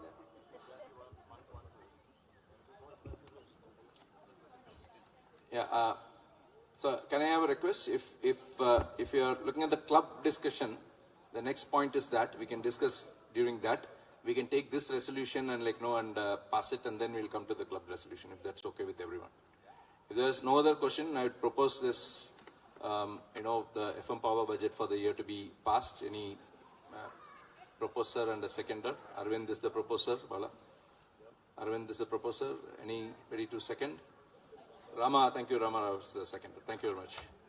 So the budget for this year has been passed, and we'll go to the club budget, and any questions on that we can take, and then we can. Yeah, this is the budget for club. Let me read out the line items. There's a toilet renovation 10 lakhs which is being budgeted. This is the capital expenditure I'm talking about. Furniture and fixture of 1,50,000. Electrical fittings which will be required is a 4 lakh amount which has been there, which is put there. Upgradation of the kitchen 1,50,000, and other items 2 lakhs is which has been put there. And there is one star marked item, basketball court 10 lakhs. Given funds are available with us, that's something which has been proposed in the capex. A total of 29 lakhs. On the opex, the staff cost is 10.75 lakhs. Maintenance is 7.35 lakhs. Pool maintenance will be 3.3 lakhs. Electricity 2 lakhs, and admin related will be 1,41,000. So this is the any points, any questions we can take, and then we can we can go ahead with the wellness question. And Okay, Biju, what is it on wellness? What would you like to have? Massage?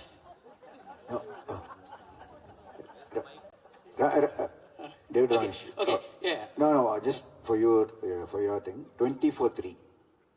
Mumbai Indians. Oh, Mumbai 24-3. Yeah, good. Thanks, Doc. Okay, I missed this.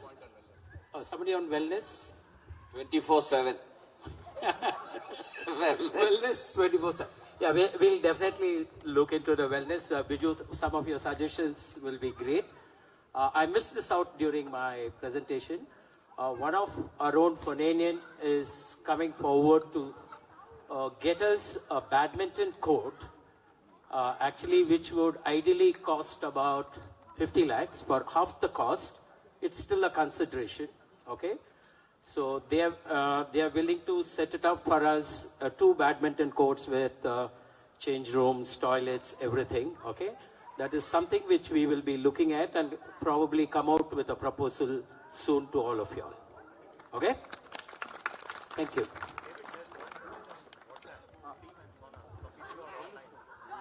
Okay, somebody has asked for steam and sauna online, and I think that goes pretty well with Biju's question. We will look into that as well. Okay? No. Somebody. I have a suggestion. Yeah, suggestion. Yes. Sorry. Adrian. There are 2 activities which bind this community together. One is, of course, spiritual activities. Okay. Spiritual? Spirits, you mean? Yeah. No, Spirits. I'm coming to the second aspect. Okay. Is the dance floor. Yeah. Okay. Now this dance floor activity has been curtailed, rightly or wrongly. I'm not saying wrongly, please, because everybody has right to stop activities at 11 o'clock, what it is. Yeah. But why don't we have an enclosed room in the club downstairs, which is soundproof, and we can dance till whatever time we want it. A great suggestion, Adrian. I think this is something which we will definitely look into. And we are also looking into trying to get a license, at least till 10 in the night. We can, going forward, could have parties. I think as per the government rule, in a common area till 10 o'clock, we can have music. Okay, so, but we need to get license for that. So we are working on that. If we are not disturbing anyone, how does it make a difference? If the place is soundproof? No. Indoor is great. Indoor, Indoor. No, indoor is great, but what I'm trying to say is we are also trying to get, this is a great place to have a party for all of us. Imagine just blocking out this whole place for parties. So we are trying to talk to the government agencies to see what are the licenses that we need to get, and probably take a license till 10 in the night, and we can still party here till 10 in the night. And then maybe once the spirits are really high, go indoors. No. We sit outside and dance inside. That's simple as that. Okay, great. Just a small, I think just a small correction. I think we generally do not have to go to the authorities every time we are doing any private function, which is the club organized functions. What it does tell you very clearly is that post 10:30, we are supposed to reduce the volumes to acceptable limits. As of now, they talk about 35 or 40 decibels. I think we must stay within that reach. So any party that is there, because as our community grows, we're going to, ours is a very colorful community. We are not militarized. We are not into a regimen that, we have to live by something that is not imposed on us. Our limitations are definitely 10 to 10:30. I think we will be reasonable. We'll be mindful of our residents. We will continue 10:30. Once 10:30 comes, I think we will remind ourselves that, we have to follow the laws of the land. We will reduce the volumes to an acceptable limit. That by no means tells us that we cannot party and we need to have a license, because I've checked with the authorities. The authority says 10:30, you can have your music at without disturbing your residents to the maximum. Post 10:30, reduce your noise levels. We really don't have to go, Adrian, to go to the basement, because the basement cannot take more than 20-30 people.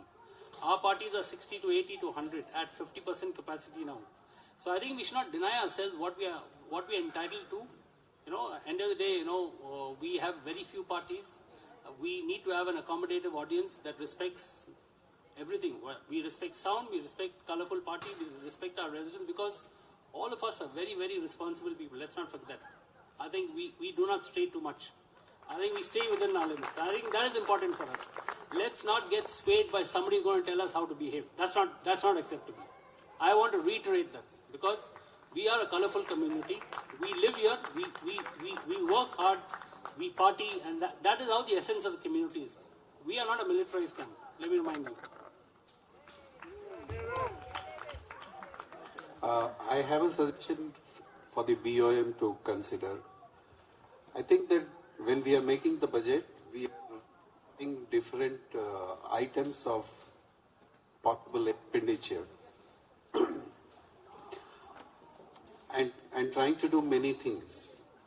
I think we should choose a theme for a year and spend all our efforts, all our money, everything on that particular theme during that year, and then move to the next one for the next year.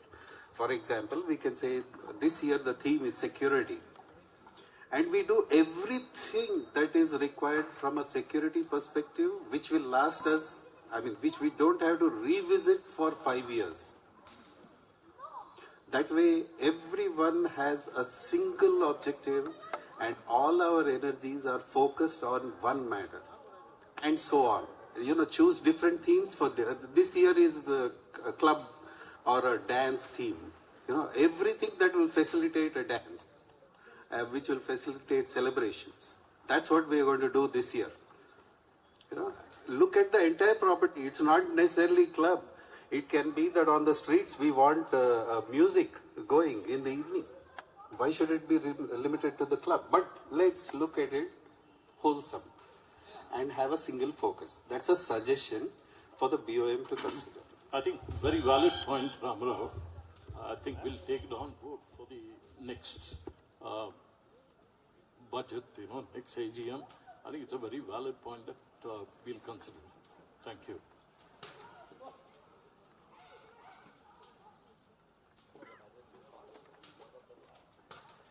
Yeah, since in the absence of Murli, who had to rush off to take his flight, are you okay to Excuse approve me? the... Sorry. So, here. Hi, this is Mahesh. I'm owner of site number 177, and this is my first AGM. I would like to congratulate the BOM. It's a very well organized event here. My specific question would be, the basketball court, would it be looked at as a multi-purpose court so that it could be used for basketball as well as lawn tennis, or it would be purely looked at basketball, since you'll be going to be redoing the turf? Yeah, it will be a multi-purpose court. So we are having two places. One is the present what is a basketball court, okay, and we are also getting ready the other place. So this will be a multi-purpose or multi-game sports arena. Okay, and the other one would be the badminton? Yes, that's what we are planning. Right now we have there as throw ball and football for the kids, but this will be a multi-purpose sports arena. Thank you. Just to answer your question, the tenant who agreed to look at that proposal, that basketball court is a movable court which is prefab in nature. It can be assembled and knocked down. Yeah, I'm talking about badminton court. So this can be bought and knocked down. It can be completely knocked down, bought, refitted here. At any given time you want to knock it down, give it back, it's still possible. Now to your question of or your multi-purpose court, the current court that is actually a standard lawn tennis court with exactly international requirements, and also it also has a facility to manage your basketball court. Once again, the measurements are in line with the international standards. The only thing that even if you put a basketball marking inside, it will not work because it is open as this thing. But that piece of court that you see, we currently use it for multi-purpose activities, but it can support proper tennis line requirements, and of course there's a hard court and a basketball according to international standards.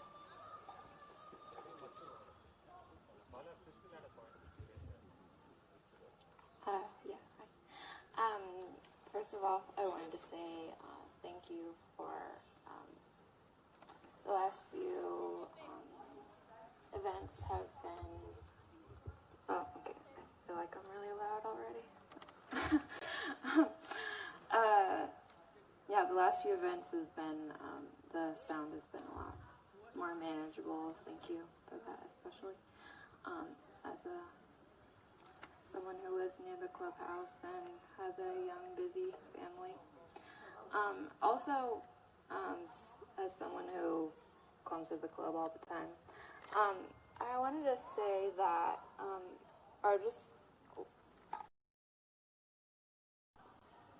pool maintenance,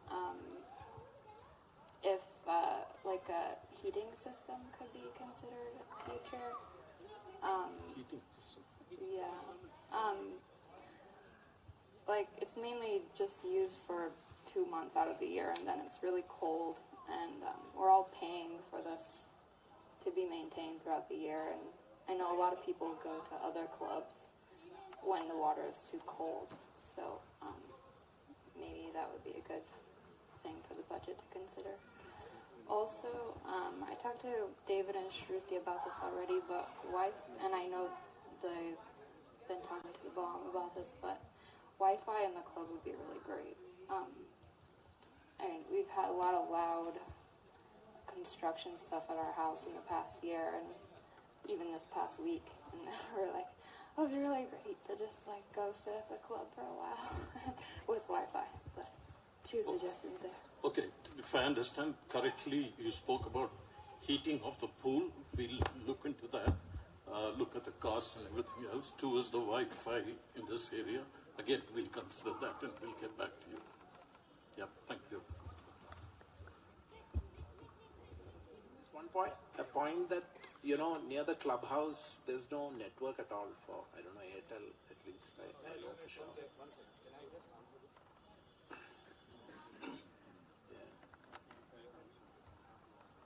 So on that, maybe the Wi-Fi idea is a very good one. Okay, just to answer both the questions. the Airtel network has improved here, by the way. It now works even in the basement because we go to play snooker. So earlier it was a dead zone. You know, we could spend 2 hours there without anybody calling us, but not anymore. So the Airtel network is really improved. There's no problem on this. And as for your question, Crystal, on the Wi-Fi, there is a GeoNet which is available, where you put in your phone number, it sends you an SMS, and you can surf the net for about an hour. It is available here. Yeah, it is available, and I've used it very regularly. So there is something called a GeoNet. If you look at it on your phone when you go there, it'll ask you for your phone number. It'll send you a PIN. You put in the PIN, and then you can use it for about an hour of usage. Yeah, we talked about that as well. It would just be great if there was like routers inside and out. I think like people working from home, if they wanted to be working for more than an hour. I also don't know how strong it is. Yes, that you can consider. But it's great that there's something available. Yeah, no, we'll consider both your suggestions, Crystal. We'll get back to you soon. On the club budget, can somebody sort of propose it in second so that that's approved and we'll take it forward? I think Ramarao and Eden. Okay. So just to move on, I'm just going to quickly read through the compliances. So we complied as far as the registration is concerned. We've renewed up to March 21st. The 21-22 registration will happen as soon as the AGM minutes are circulated. Returns filed up to income tax returns filed up to 21-22. TDS, of course, we are all compliant. ESI registration is in place. All these subscriptions have been remitted timely. Club property tax have been paid as well. So as far as compliances are concerned, we're pretty much good on that front. I think let's move on to the presentation of Liz on the water. Liz.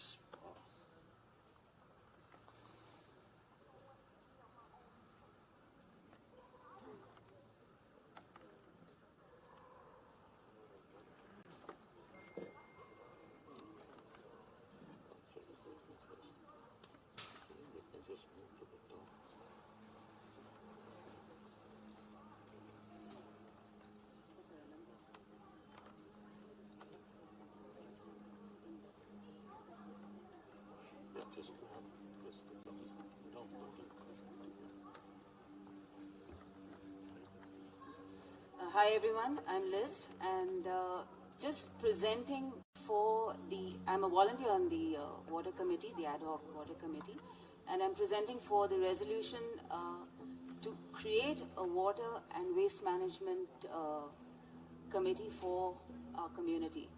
I don't know how much you all can see of the slides that are up there, because I was sitting and I think the light's on the slides. But if there's anything you can't see and you want clarifications, please do raise your hand. I'm going to keep it short because we've been sitting here for the last couple of hours and being chewed by mosquitoes, but it is a subject that is I'm passionate about, and everyone who's on the committee is, and I know as a community we are, because we've had issues with water and we don't have a waste management system.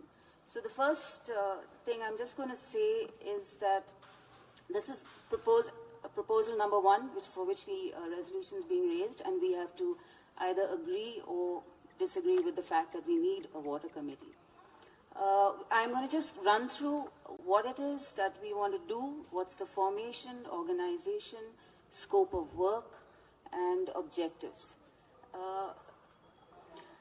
This slide here, if you can read it, is basically work done so far and ongoing by previous and the present bombs and water committees that have been in existence from the time that our association has been running. And I will say that the work that we've done through the years in terms of sourcing potable water, supply and equitable distribution, recharging our groundwater, rainwater harvesting, creating awareness amongst the community about management of water resources, and discovering and using ways to recycle, exploit, and dispose of used water. This could be in your gardens or wherever else. Working with governments and the government bodies on compliances and maintenance of existing infrastructure. Most of the infrastructure that we've inherited as a community is about 3 decades plus. And things that we've done along the way are basically firefighting or just trying to get through whatever we need as of the hour. I will go to the next slide. Sorry, I'm speeding, but I know everyone's done. The questions that you or I could ask as a community is, or a community member or a homeowner, is why do we need a separate water committee, or why do we need to define this new ask that we're asking of you? Who are its members? What's the scope of work that we plan to do? What are our objectives, functions, responsibilities, accountability? What's the term that we want to sort of support and work for the community? Because if you all remember, the BOM has a tenure of 2 years. Most of the things that we, even on a walk, talk about in terms of water or waste management, or we talk in a social situation, or that I've been part of many BOMs or in a water community, requires long-term visioning, long-term planning, and therefore my next slide, which would be thoughts. Why do we need this? Continuity, long-term vision, sustainable solutions, building compliances, developing best practices, addressing the needs of the community both for today and the future towards augmenting water supply and the safe disposal of waste. The second point, we hardly have any system in place at the moment unless we do it in our own homes for ourselves. So what this water committee wants to do is be representative of every one of you here in the area of water and waste management, possibly through successive BOMs. So there is this kind of continuity that we want to build, and accountability where we start a project and we finish it. Okay, so the next slide would be, again, this is a loosely, I'm not sure what you can see up there because of the light on it. What we envisage in terms of this formation of the water committee. 5 to 7 volunteers, we're going to cap it on that. We want a spokesperson or a Spock on the BOM, maybe 2. The team works together for a span or a period of 5 years. If you all want more, that too goes, but it depends on the volunteers, because this is hard, long work, and they may not want to be there for longer than 5 years. Or the completion of a project. The Spock or representative in the BOM may change, because every 2 years we're going to have this new lot of people that come in and are part of the new BOM. I'm going to say each of you all have to look at this in a two-way system or across these 3 areas. You as an individual or an independent house owner, what are your responsibilities towards this area that we're talking about, and what do you get from it? Like if we have this committee. As a community, and then vis-a-vis both these faces to the governing bodies that we have that work for us in terms of compliances. Because tomorrow if Kaveri water comes to our door, have we got compliances in place? Have we got the infrastructure in place? So there's a lot of thinking that we have to do. Are we doing all the ticks for in terms of rainwater harvesting or recharging our groundwater? Now, towards the formation of this committee, a mail was sent out to all the members through the Apna complex. Messages were also sent out on all WhatsApp groups. We got 6 community members to sort of volunteer. Arun Ganapati, Krishna Sharan, both of them who are present BOM members and actually in charge of this particular space. Self, Chaitanya, who actually works in this area and is therefore comes with a lot of inbuilt knowledge or know-how of this area. Harsha, if you can stand, he's just built a home here with almost all compliances within his home in place, and welcome to our community. We have Mahesh who's sitting next to him, owner of a plot and also looking to build. And our Spock on the BOM is our Vice President, Mr. Puneet Suri. So as you can see, we've got a really well-represented team of volunteers already. Some of us have been here for forever and have been on bombs and water committees. Others are just coming in. But all of us have one thing in, we are passionate about this space, and we would like to see all of us having water connections, STPs in place, reusing whatever water that we have available to us. Objectives of the water committee. Sorry, I'm speeding. The short-term ones are very much similar to whatever the previous bombs and water committees have worked on. Potable water, supply, distribution, recharging, rainwater harvesting, creating awareness, discovering and using ways to recycle, exploit, dispose of used water, working with government bodies and the maintenance of existing infrastructure. Very much the same. This is a slide I took off one of the UN water body, and it's just to sort of bring home to each and every one of us that the maximum loss or misuse of water is in residential spaces. Not in agriculture, not in industrial, not in any other area. And it came as a shock to me, even though I have read a lot about water. So keeping that in mind, I think every objective or every concern that we have should have something to do with conserving, recycling, reusing water. Next one, long-term objectives.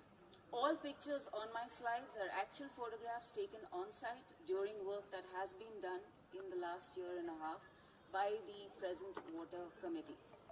Again here I'm going to address long-term vision, work towards sustainable solutions in planning and implementation of effective water and waste management systems.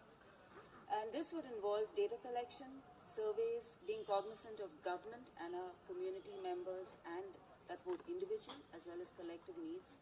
Financial constraints. We've just gone through budgets. We know exactly what we have and what we don't have. And that is a big one for any kind of planning that we need to do.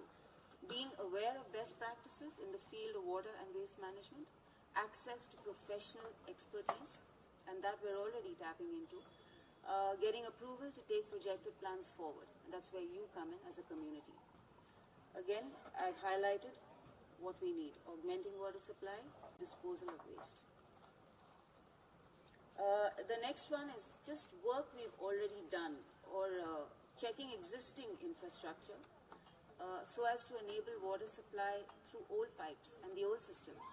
Checking water meters, valves, connections, broken connections, lines, and repairs were done wherever necessary. Topographic surveys of the complete layout has been done, checking gradients and slopes, mapping of BESCOM and GEO, underground cables. All this data has been collected, collated, and we have all information available inside the club for you to sort of look at in your own time. Okay. We have also done a basic, very comprehensive, phase-wise planning to build this water waste management system. Again, I know we're all tired. I won't go into it but this is basic. We've taken it into 3 phases dependent on the slope of the area, the topographic survey. And we've got phase 1, phase 2, phase 3, which we want to address in the next 5 years. The first phase literally goes from Dr. Suresh's home all the way down past Nirmal, Usha's, Mangla, Ashok's, past Arun's, and all the way down to the peripheral, which is Puneet's line. That would be phase 1, and that would be the phase that we address first. Again, all information available online as well as in documents within the club premises. Phase 2 would be the next area, which would be probably from Bhavani and Prem's home, go all the way down past my house and all the way down to Balaji's and Enzar Harsha's. All right. And then we have all plans include STPs, include lines, include underground sewage water, conduit pipes, STP civil works, STP pumps, electricity connections, and we're covering all the villas and every plot that is on this map. Sorry, I'm speeding. Phase 3 is going through the other areas. That is what's left. This road, the club. And we're building the third STP. So that's our third phase. At the end of 3 phases, we hope to have effectively a complete system for both water as well as waste management. That was a really hurried presentation, but I hope you've got it in a nutshell. And this is for Resolution 1 on creating of a water committee, completely towards creating the space. So what we need from all of you, our community, is for you to please go through all documents that are available. And it's available there. And any queries, suggestions, concerns, looking forward to hearing from all of you. Thank you, and that's it.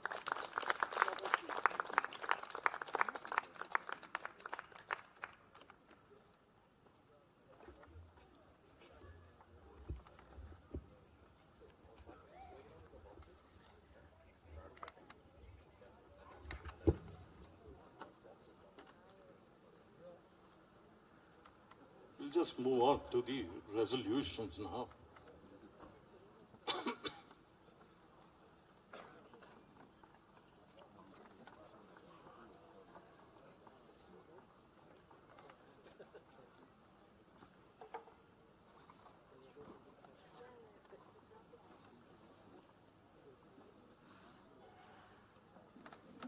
So I hope everybody's got the voting slips that has been shared when you registered. Just a few ground rules. One vote, you just need to take these slips, mark it yes or no, put the resolution number as I go through it. No plot number is required, and it's one slip per plot or per resident. Okay, so that's what it is. Yeah, no signatures required either.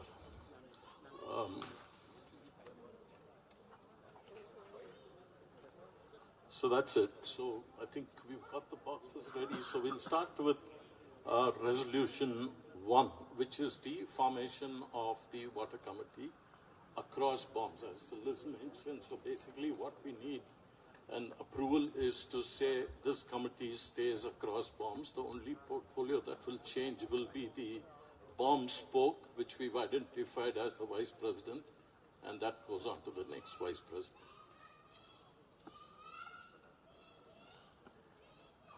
Ravi, just go on.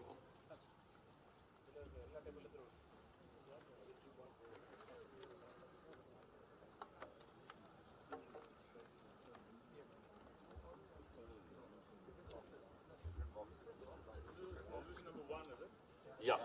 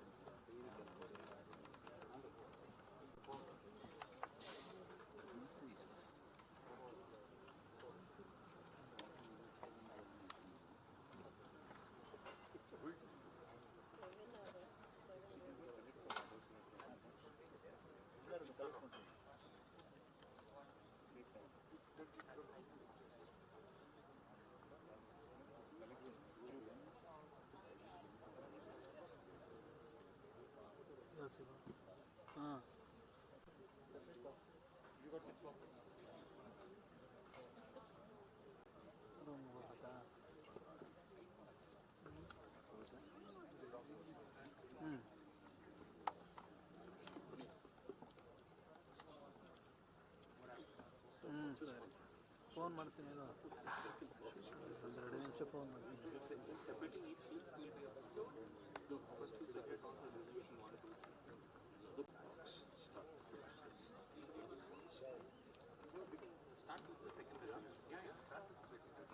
Okay, we'll just move on to the second resolution so that we speed up the process.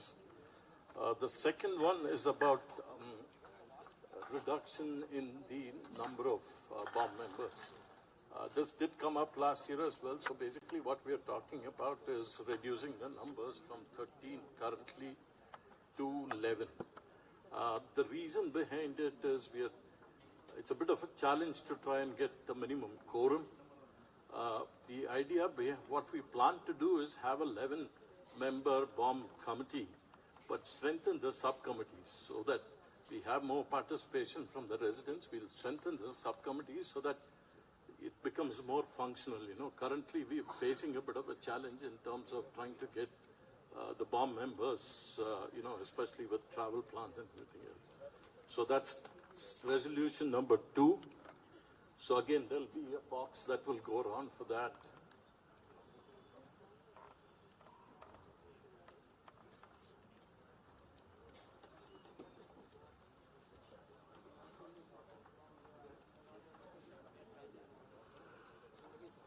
Ravi.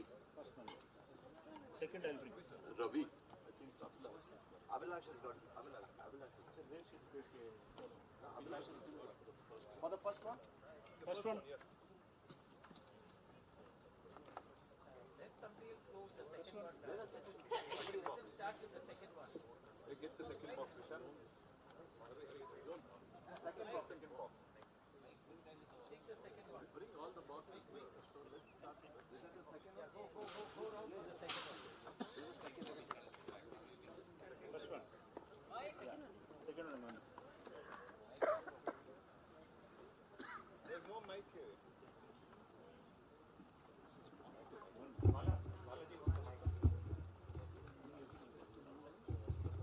Yeah, thanks. I think this resolution we need to debate a bit more before we can make a decision on that. Because originally we did have 11, then we increased it to 13 because we were not getting enough board members coming into the board meetings and we didn't have a quorum. And that was the reason it was increased from 11 to 13. Now, if we need to bring it down to 13 again, there has to be a good representation and good thoughts from all plot owners on any decisions that's being taken by the BOM. The only fear I have is if we reduce the number of BOM members, there will be decisions that will go through without us knowing about it, and then suddenly we'll be told that this decision was taken in the board. So I would request that this be debated before it's decided. Anybody else with any comments?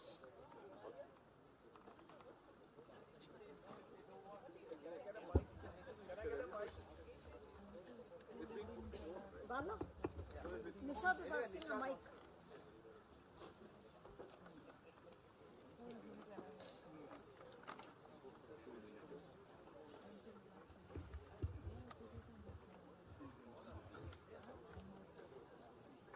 Yeah, go ahead.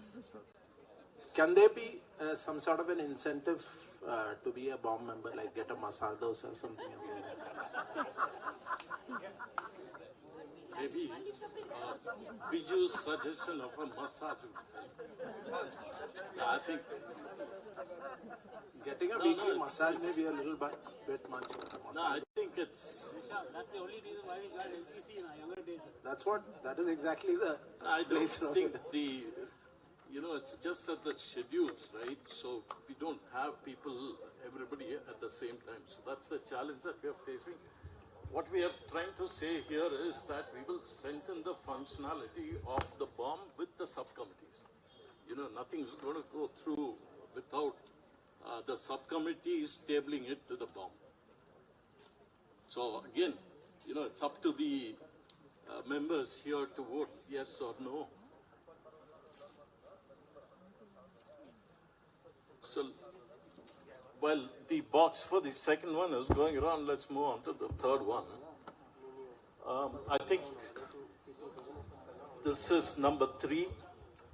This is basically what Renu shared earlier to say that we will ban 10-wheel trucks coming into the layout. The reasoning being 2 things. One is it damages the roads. 2 is the safety factors. So that's the reason why we are trying to introduce this. Again, as Renu had presented, this in no way will affect the construction activity. Yeah, go ahead. What is the alternative? The smaller trucks. Are the suppliers going to be able to do that? Or are we assuming it will happen? No, no.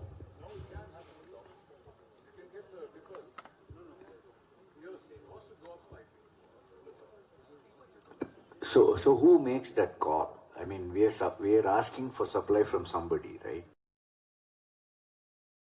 They are going to be bringing in stuff, and they are usually tied. They have contracts going in between. So, are we going to tell every prospective contractor that this layout will not allow what is allowed in most of the places? Contractors trying to save money at the cost of the infrastructure. So, we're going to pay the price for it. No, the question I have is, as a person constructing a house, are we going to straitjacket ourselves and say that we are going to limit ourselves to only contractors who can build with this kind of a constraint? No, he may not have a choice, right? So he may have a choice not to come to us or do any work here. No, that is what we are assuming, right? So why is he going to take on additional cost to work with us? Which means cost of construction also will go up for the people here. So the question is that something that everybody is going to agree on? I mean, it's on a vote anyways, but it's something that I hate that the roads are getting torn up. I'm just being the devil's advocate here. Can I answer that? Yeah. So in the past, when the 10-wheeler truck loaded has turned into a place and the road is cracked, the person, the resident concerned would just patch it up with a patch of cement and instead of the tar road. And slowly our layout is only becoming patches of cement. When we built 6-7 years ago, there were no 10-wheeler trucks, or maybe we weren't aware of it, but everyone built comfortably then. So why should we compromise the roads? I don't think you understood my question actually. Oh. I'm not saying that the roads are not getting broken up. Yeah. That is a given. Yeah. The question is, how much is it going to increase the cost of construction? Why wasn't that factored in and informed to the people before a resolution is brought on? Because we saw the roads No. ripped up. That's not the point. Again, you're losing the point there. You should actually tell what is the difference in cost that's going to be for the constructing party. I think, Arvind, you have a very valid point there. Because whenever we put up a resolution, I think it's right of us to also give you a solution to that effect, right? Absolutely. That is what you're looking for. So there are 2 ways of looking at it. While the resolution will want something, there is nothing stopping us from having a deliberation on this ground to tell him that as much as we have this, what is the solution? So, the bomb thinks that one is we can put an absolute ban on it. Secondly, I think we should also find a way how do you accommodate these people? Okay, one way of looking at it, Arvind, is that can we put an additional charge on 10-wheelers coming inside? See, generally 10-wheelers come maybe 3 or 4 visits during the course of a construction. That's what No, David. I mean, why can't patching up? No, Why can't it happen with tar? Absolutely. Why do we need to worry about 10-wheeler? No. So that is the question, Arvind. He's saying this deliberation is, we can say yes or no, maybe not the right way to look at it, but we can also solution it, saying that if you allow the 10-wheelers, what is the cost of damages we should accommodate and let the 10-wheelers come in? But I'll leave Renu to answer that question, because generally when a resolution passes, I think we should also give you all a solution to that effect, right? It's just at least, forget the solution. At least what is going to be the real cost? Yeah. See, right now it's a clear-cut thing that there is a damage to the road, but who is going to pay for it and how much? not easy, Doc, to get tarred done in patches, right? And the other thing is today there is a bigger plan of, let's say Rainbow Drive, allowed BWSSB to come inside the layout. Let's not get, go on a tangent here. Specific question, how much is it going to increase the cost of construction for a person building a house by not having a 10-wheeler? Give me an answer for that. If you don't, it's okay to say no. I don't have the answer to that. That's fine. That's fine. Yeah, I don't have the answer. Sorry, just one more point on that, Renu. Yeah. I don't think it's an implementable solution. If a 10-wheeler clogs up with a lot of material here, number one, I don't think we'll be able to block it, and there's going to be daily fights with the layout, and like Ravi Raja will be at the receiving end on a daily basis with trucks coming, because now this has become a standard in the industry that people will only bring in 10-wheeler trucks. Number two is that the concrete trucks are all built in a certain way. I mean, those they will be 10 wheels. So I don't think this is an idea that can be implemented. There could be other ways of looking for answers, but I don't think this is the solution. When you say concrete trucks, are you talking about the concrete mixer? Yeah, the mixer trucks. So when we deliberated this in the BOM, the concrete mixer comes in 4 times maximum or 3 times during the entire construction. And that is an unavoidable story. But the 10-wheeler, which is carrying sand and goods, is something which can be, if we take a call in here to ban it, then it won't come in through the gate because the resolution will be passed. So these resolutions, but honestly, with somebody's truck is parked outside, his work is stopped, it just is going to get a lot of nastiness, I think. But why should he bring in the 10-wheeler? He doesn't have the control, The guy who's building, I'm building a house, I don't have control over what truck the stuff is going to land up. I'll just get a call randomly in the morning from my contractor saying that these guys are not letting my truck in, and all hell is going to break loose. But that has to be managed by the person constructing to communicate that these vehicles won't be allowed in. I'm just talking about the practical on-ground reality, at least. Well, then the downside is our layout will just be patches of cement, because it is not again practical for those people to tar those patches of road. That won't happen. So you have to see the flip side of it. I think before 2-3 years, we all built without 10-wheelers. They weren't there. This is in the last couple of years that this has all happened, and we all built adequately and fairly comfortably. Renu, I've got a couple of points to add to what was discussed, right? Yeah. So, firstly, the people, most of us who are voting on this resolution have already constructed our houses. Right. Right? So, we are not impacted by this. I think that's not right for us to vote on something that's not going to impact us. Second point, today we are talking about a 10-wheeler, right? Tomorrow if I buy a real heavy equipment for my house and the crane has to deliver it, crane will also damage the road. Are we going to stop that also? Are we going to tell people what equipment they can put in their house, what they cannot put? This will lead to a lot of problems. And I think I agree with what Nishad said. If a resolution or a rule is being passed, it has to be implementable. If not, we will get into some cases it will get implemented, some cases it will not get implemented, and it will create friction within the community. Well, there's a solution to all of that, where outside of concrete mixers, if somebody is bringing in a heavy vehicle, they can put the proposal to the SPOC member. If, like you say, it's a crane or whatever is a personal household, I think people just have to weigh whether they are okay to have cement patches slowly increasing in our roads and our roads just going. So it's really up to you all to take a call. I think most most practical solution will be to put an appropriate charge on such type of vehicles.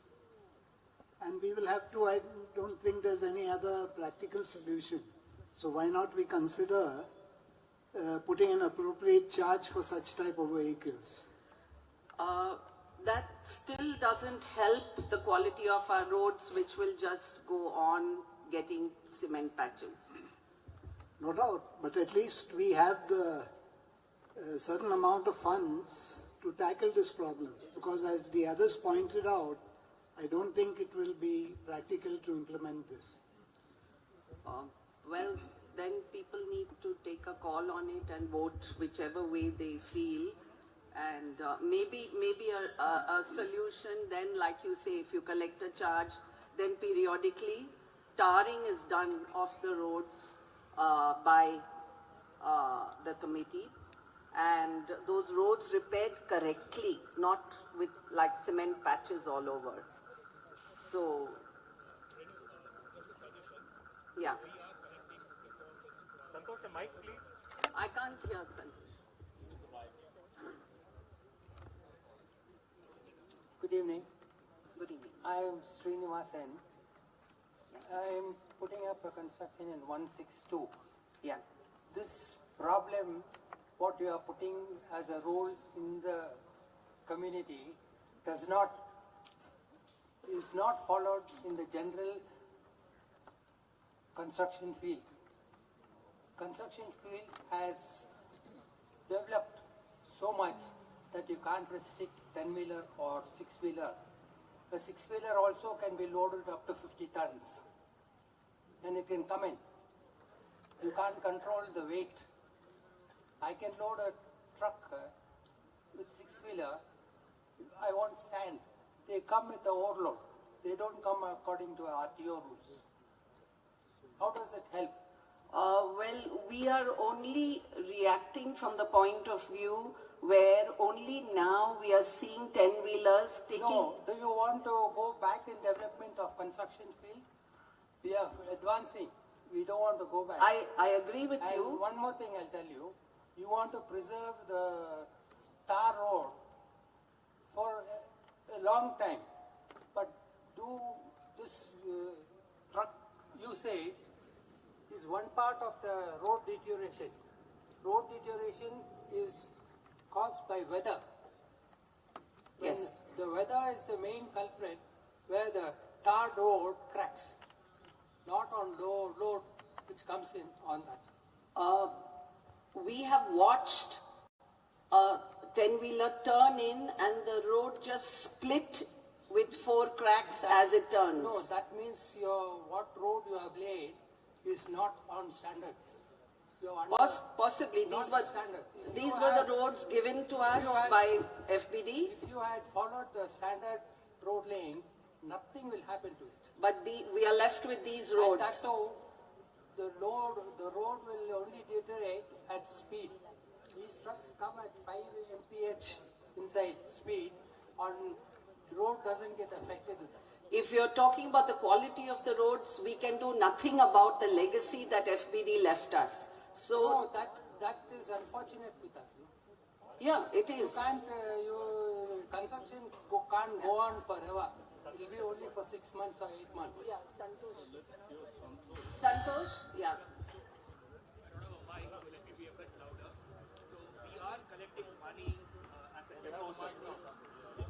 Yes. So, we are collecting money as a deposit.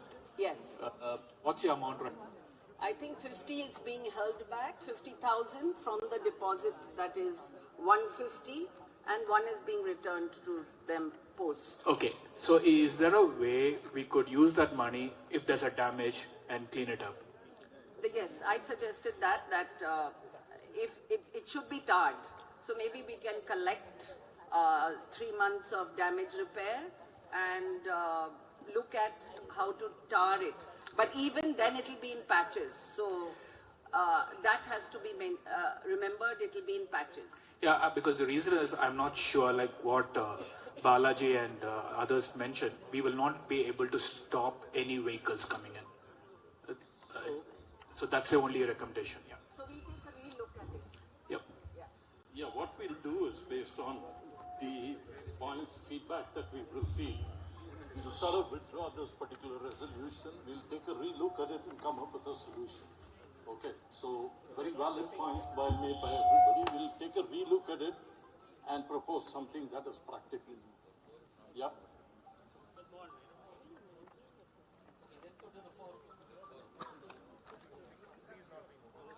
So the fourth one is the construction FAR that Renu presented. So basically there are two things there. One is the overall construction area, and the second part of it was the setbacks.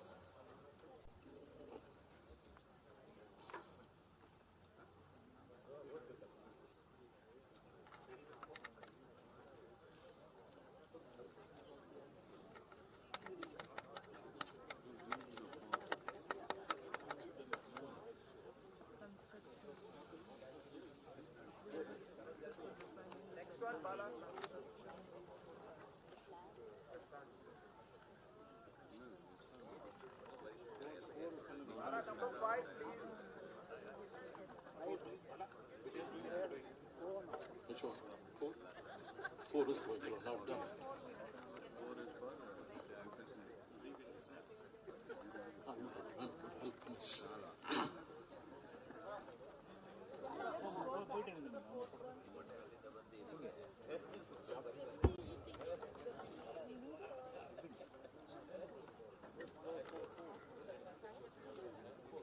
The point on this is that the earlier FAR was 35% on the ground, 35% on the first, and 33 if required on the second.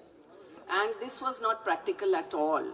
So we revised it, and since there was a need of the hour with people wanting to build bigger, it was revised to 50-50, keeping the FAR as it was and saying that if you require to build on the second floor, then it will be 25%. So this resolution is about the 50-50 ground cover. With its corresponding setbacks as mentioned in the table. Move on to the fifth one. Fifth is basically the appointment of auditors, which in fact we just need a ratification. The plan is to continue with our current auditors. The fee will be sort of agreed upon. So we need your approval on this one.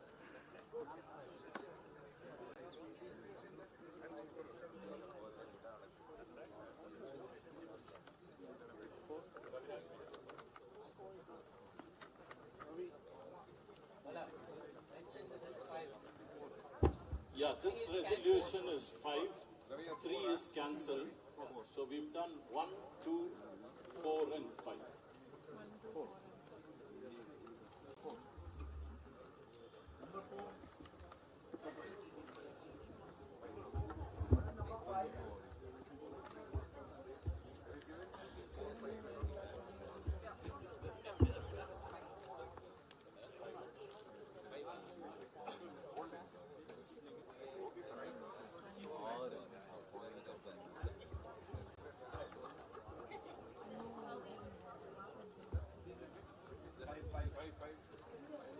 Okay. Ravi, you got 6.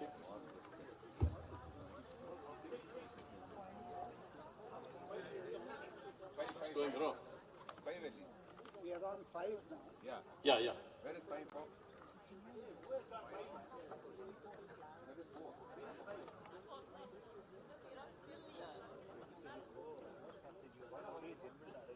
Two more. 5, sir. 5. Yeah, we give it just collect now 5 there. 5. Number 5. Number 5. Number 5.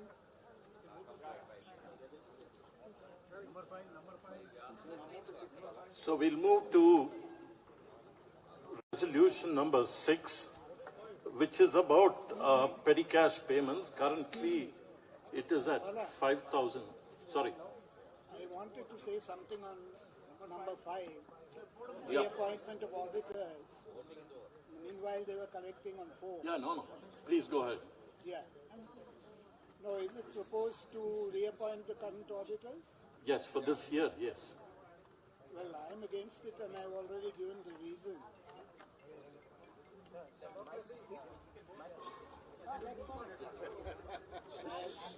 No objection to that.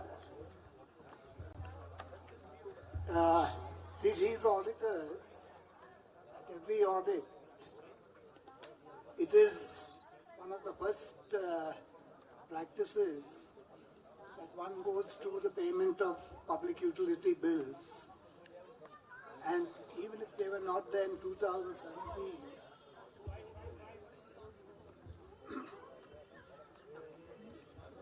even if they were not there in 2017, it could have been very easily spotted that there were gaps in the payment of Westcom bills. And the fact that they did not report this is not at all so I am strongly against reappointing the present auditors. Peter, Peter, in a way you're right? But let's look at what we have internally. Right now, we don't have a process or an SOP to capture all the elements where we are supposed to be built. Now, if that is a learning curve for us, so be it. Right now, what we understand is that, look at the way we are evolving. We are evolving by learning by experience. We are not a perfect organization where everything is SOP'd, everything systems are put in place, SOPs are developed, a matrix for every transactional activity that happens is not yet documented, Peter. We still are learning. Every time a new bomb comes in, we find something, but we don't blame the whole bomb. We just said that, listen, there is no intention of not paying. The idea is that the SOP was not in place, the checklist was not in place for that particular meter. So I just wanted to recognize that. It's not about, I'm fully with you whether I want to change the auditor or not. I think that is for the community to decide, but what I'm telling you is that we continue to learn every time. When we realized this, we went back, look at what Kishore did. Kishore put the entire SOP back in place. He actually created a matrix where all the meters were documented, indexed, and then of course what we're doing now is saying, is there a charge against each of the meters? Had that not happened, I think this would have continued. So I think we don't know what are other procedures that we are faltering on, but every time we learn, I think we are correcting the system. Also, Peter, is that any auditor, I think Ramarao should be in a better position to answer that. They will only audit what papers you're giving them, what numbers you're giving them, what figures you're giving them, right? You have a budget, you have actuals, anything spent over 50,000 gets questioned, and they'll ask to go back to the AGM. But Peter, I think I'm sure we'll still get some surprises going forward.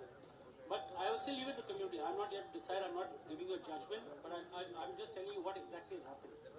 Unless Kishore wants to elaborate on that. One moment. No, it is not a question of, see, audit is not just going into what papers are put in your hand. I too have been an auditor and the process is well known. And in my view, this cannot be excused, at least from the auditors and others, supporting, including the part-time accountant and all that. Anyway, I put my views in writing, which has reached all the plot owners.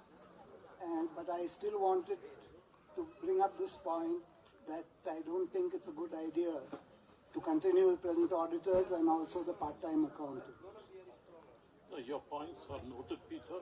The thing that, as David mentioned, the controls have been strengthened even before this, So hopefully with those controls in place, the issue is not just the auditors, right? It's an internal control failure as well on our part. So we will take your points, strengthen the control, and we'll see. Again, as far as this year is concerned, the interim audit has already started. So if at all anything needs to be looked at, it will be for the next year. So let's go ahead and vote based on whatever everybody thinks, and then we'll take up your points, definitely to strengthen our control. So point number 6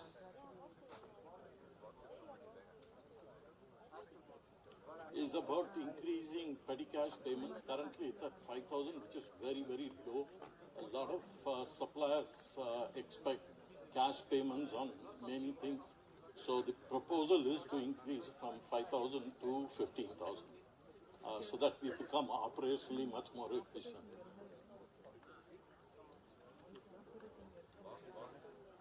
Box 6.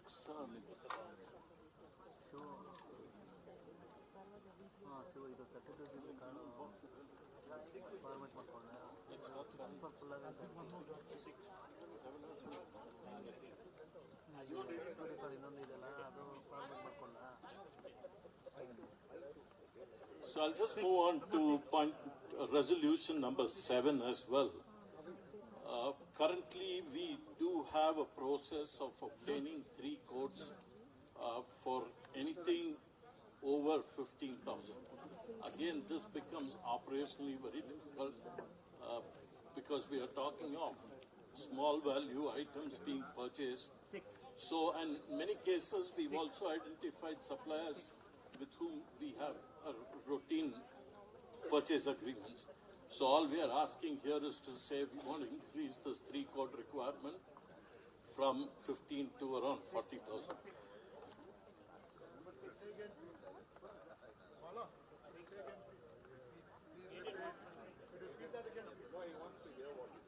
Sorry?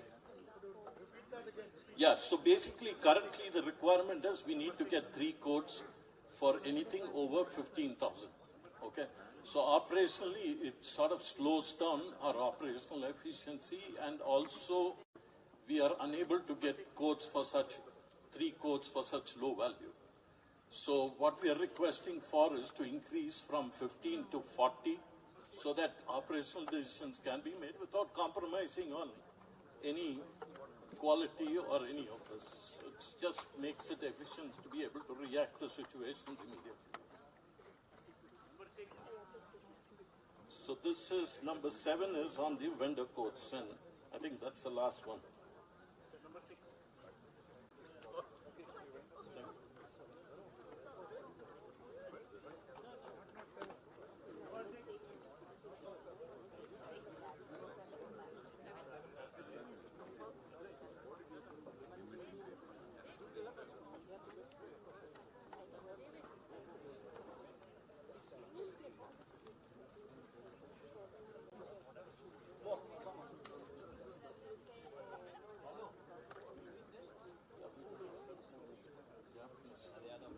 So whilst the collection on the resolution number 7 goes on, just to speed up the whole process, just a couple of thank you notes in terms of contributions that come to us. So first one is, of course, Looney, who's done an excellent job. Unfortunately, because of the lack of footfalls, low footfalls, we've had to shut that down. We are still, of course, as Shruti announced, we'll be looking at start your day, and let's see. But what's important is for the residents to encourage and actively, come to the club. It's a great place to sit and eat. The next one, of course, is something that Kishore mentioned in his presentation. The contribution that Sufia contributed in terms of escalation to the BESCOM management to get all the transformers serviced, and also creating the WhatsApp hotline, and that works perfectly. I can tell you that middle of the night, I send a message, they're responding. So thanks to Sufia. Thanks once again to Paul Fernandez for making the layout look beautiful with all the maps and everything else. Now I go into when a Swiggy guy asks me where to go, I just look at the map and say this is where you go to. So thanks a lot, Paul. The next one I see is a very active ladies club, which seems to be working very well. Vidya disappears from the house quite often. And men, please, let's do it.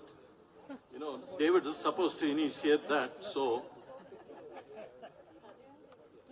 Then thanks a lot to the audit committee. I think a bit of a relief to Ramarao for 1 year.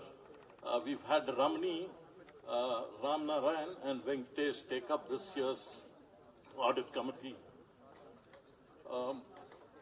Then, of course, to all the residents for able to come participate in it.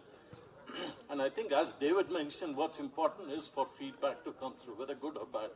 You know, we are not going to do everything right. We are going to make mistakes. We're going to learn. We are going to move forward. So it's important for all of you to give feedback so that we, and be part of this subcommittees that's going to be formed. You know, be part of the subcommittees there. You can contribute. And so big thanks to all of you here and everybody who's not able to attend. Just last but not the least, I just want to recognize the efforts of the layout team, you know, and the club team, Ravi Raja and Jones, you know. So what we are enjoying here is thanks to them. You know, they're here every single day. They help us out with everything. Everything goes through smoothly. Very often we don't even realize that there's so much effort that goes in behind the scene. You know, so thanks a lot to Ravi, Jones, and the entire team. And let's not forget the security as well. They do a fantastic job. Yes, there is scope for improvement as always, but they do a fantastic job. You know, so thanks to all of them. You know.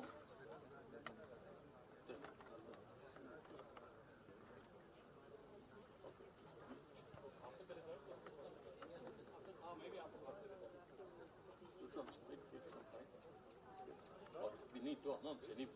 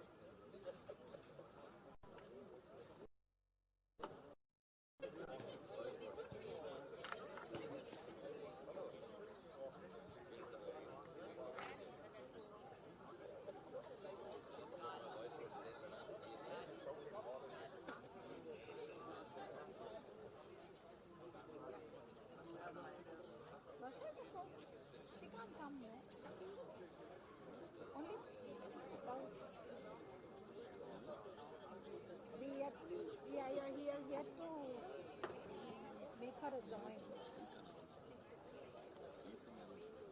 She can take place, she can come in place. Yeah, I want her to understand what happens.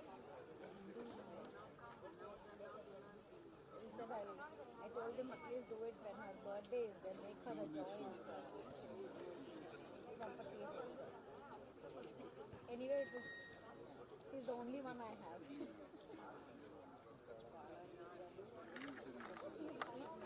I seem to be invisible. Not a single starter which comes. No, I just got the cheese nugget or something. No, nothing. I got nothing. And then one fellow came with fish. So I was thinking, what is this?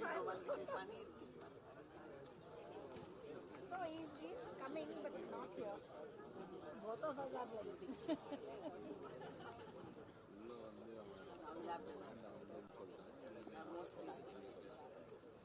Sometimes that's better. Sometimes you get too many snacks and you can't enjoy. No, but I was Actually, when you get hungry, you tend to clean up.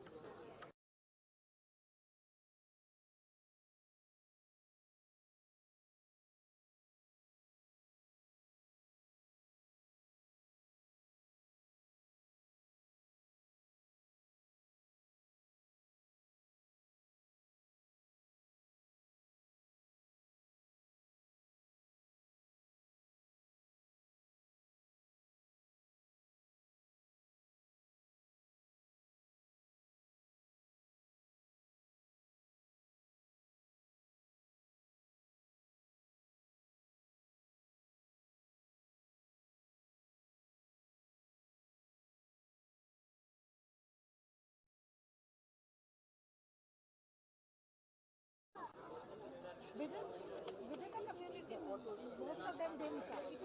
Outside, it's okay, but not come.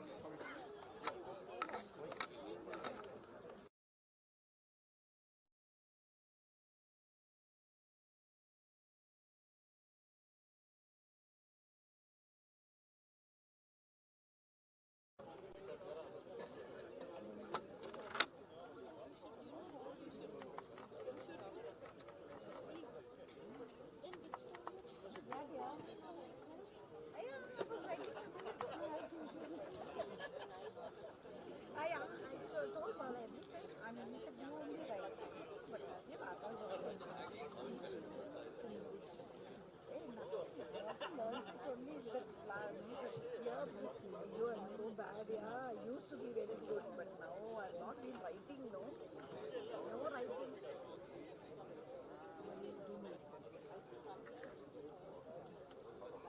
After is daily.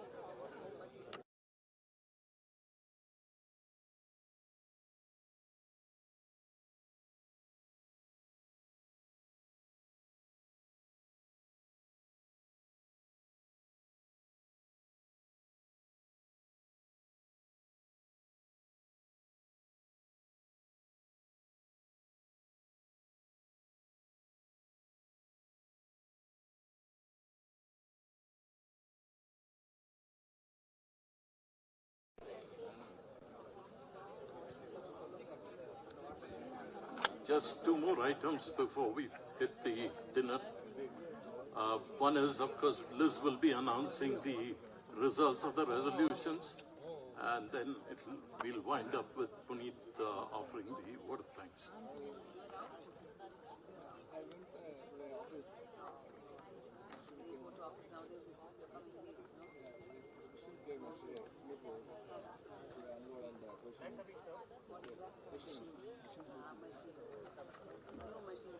Hi everyone, this is the results on the resolutions.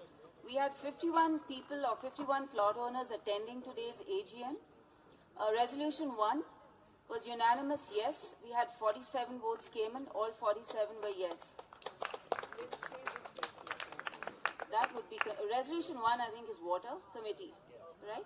Resolution 2, 47 votes came in, 35 yes, 12 no. What is resolution 2? I wouldn't know. The bomb members. Resolution 3 was withdrawn. Resolution 4, 47 votes came in, 3 abstained, 36 yes, 11 no. Resolution 4. The setbacks and overall cover during construction. Resolution 5, we had 40 votes that came in, 34 yes and 5 no. This was regarding auditors. Resolution 6, we had 45 votes that came in, 43 yes and 2 no. That was a petty cash. And resolution 7, we had 42 votes that came in, 38 yes and 4 no. And this was 3 codes. Thanks a lot, Liz.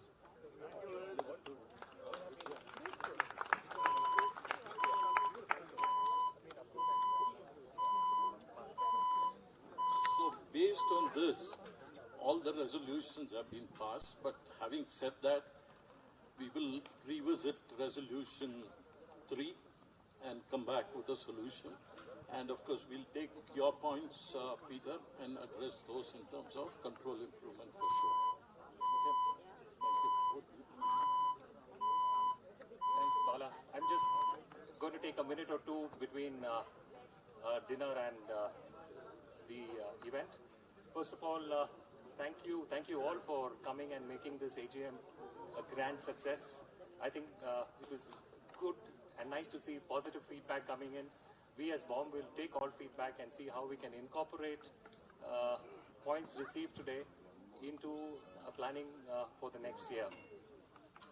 While I say that, there's just one point that I'd like to reiterate that was mentioned by David in the beginning, which was about feedback. You know, we can grow and build this community further when we receive positive, constructive feedback. My only request, the BOM members are one of us, a collective body of residents of Ferns Meadows. So please put yourselves in our shoes before you give feedback. I'd like to say that. Today we are on the bomb, tomorrow you may be on the bomb. So, it's that request. Please put yourselves in our shoes, share feedback. Don't hold feedback back. Please share it. But use the right approach. We're always open. There are multiple people on the bomb. It may be 13, it may come down to 11. But we are always open to taking in feedback. Two points to be noted. One is that the water committee, we would be calling for an AGM in probably a month or two. One is to take the water committee further. And second, there was one more point. Sharon? Second point for the AGM? Bylaws. There was one feedback that we got that the bylaws have not been updated, resolutions passed were not incorporated. So we are undertaking an activity where all past resolutions will be incorporated and refresh the bylaws which have not been changed over the years. So with that, I'd like to thank all of you, thank each one of the members of the BOM who worked tirelessly to make the community what it is. Thank you very much. Dinner served, and there is mini bar open. So just one point on the bylaws. I know that there are quite a few inputs that came through, especially from Crystal, Ashok and Ramarao. So it's not something that we've dropped. We will review it, take some time, put both the changes to bylaws as far as layout and club together and present it be it at the EGM or the next AGM. Okay, thank you. As per the normal AGM tradition, beer is at the bar counter, so please help yourself. You have an option of strong or premium. Renu, you need a strong. And then non-alcoholic one as well. Okay, there's non-alcoholic beer as well for all those who are on Lent.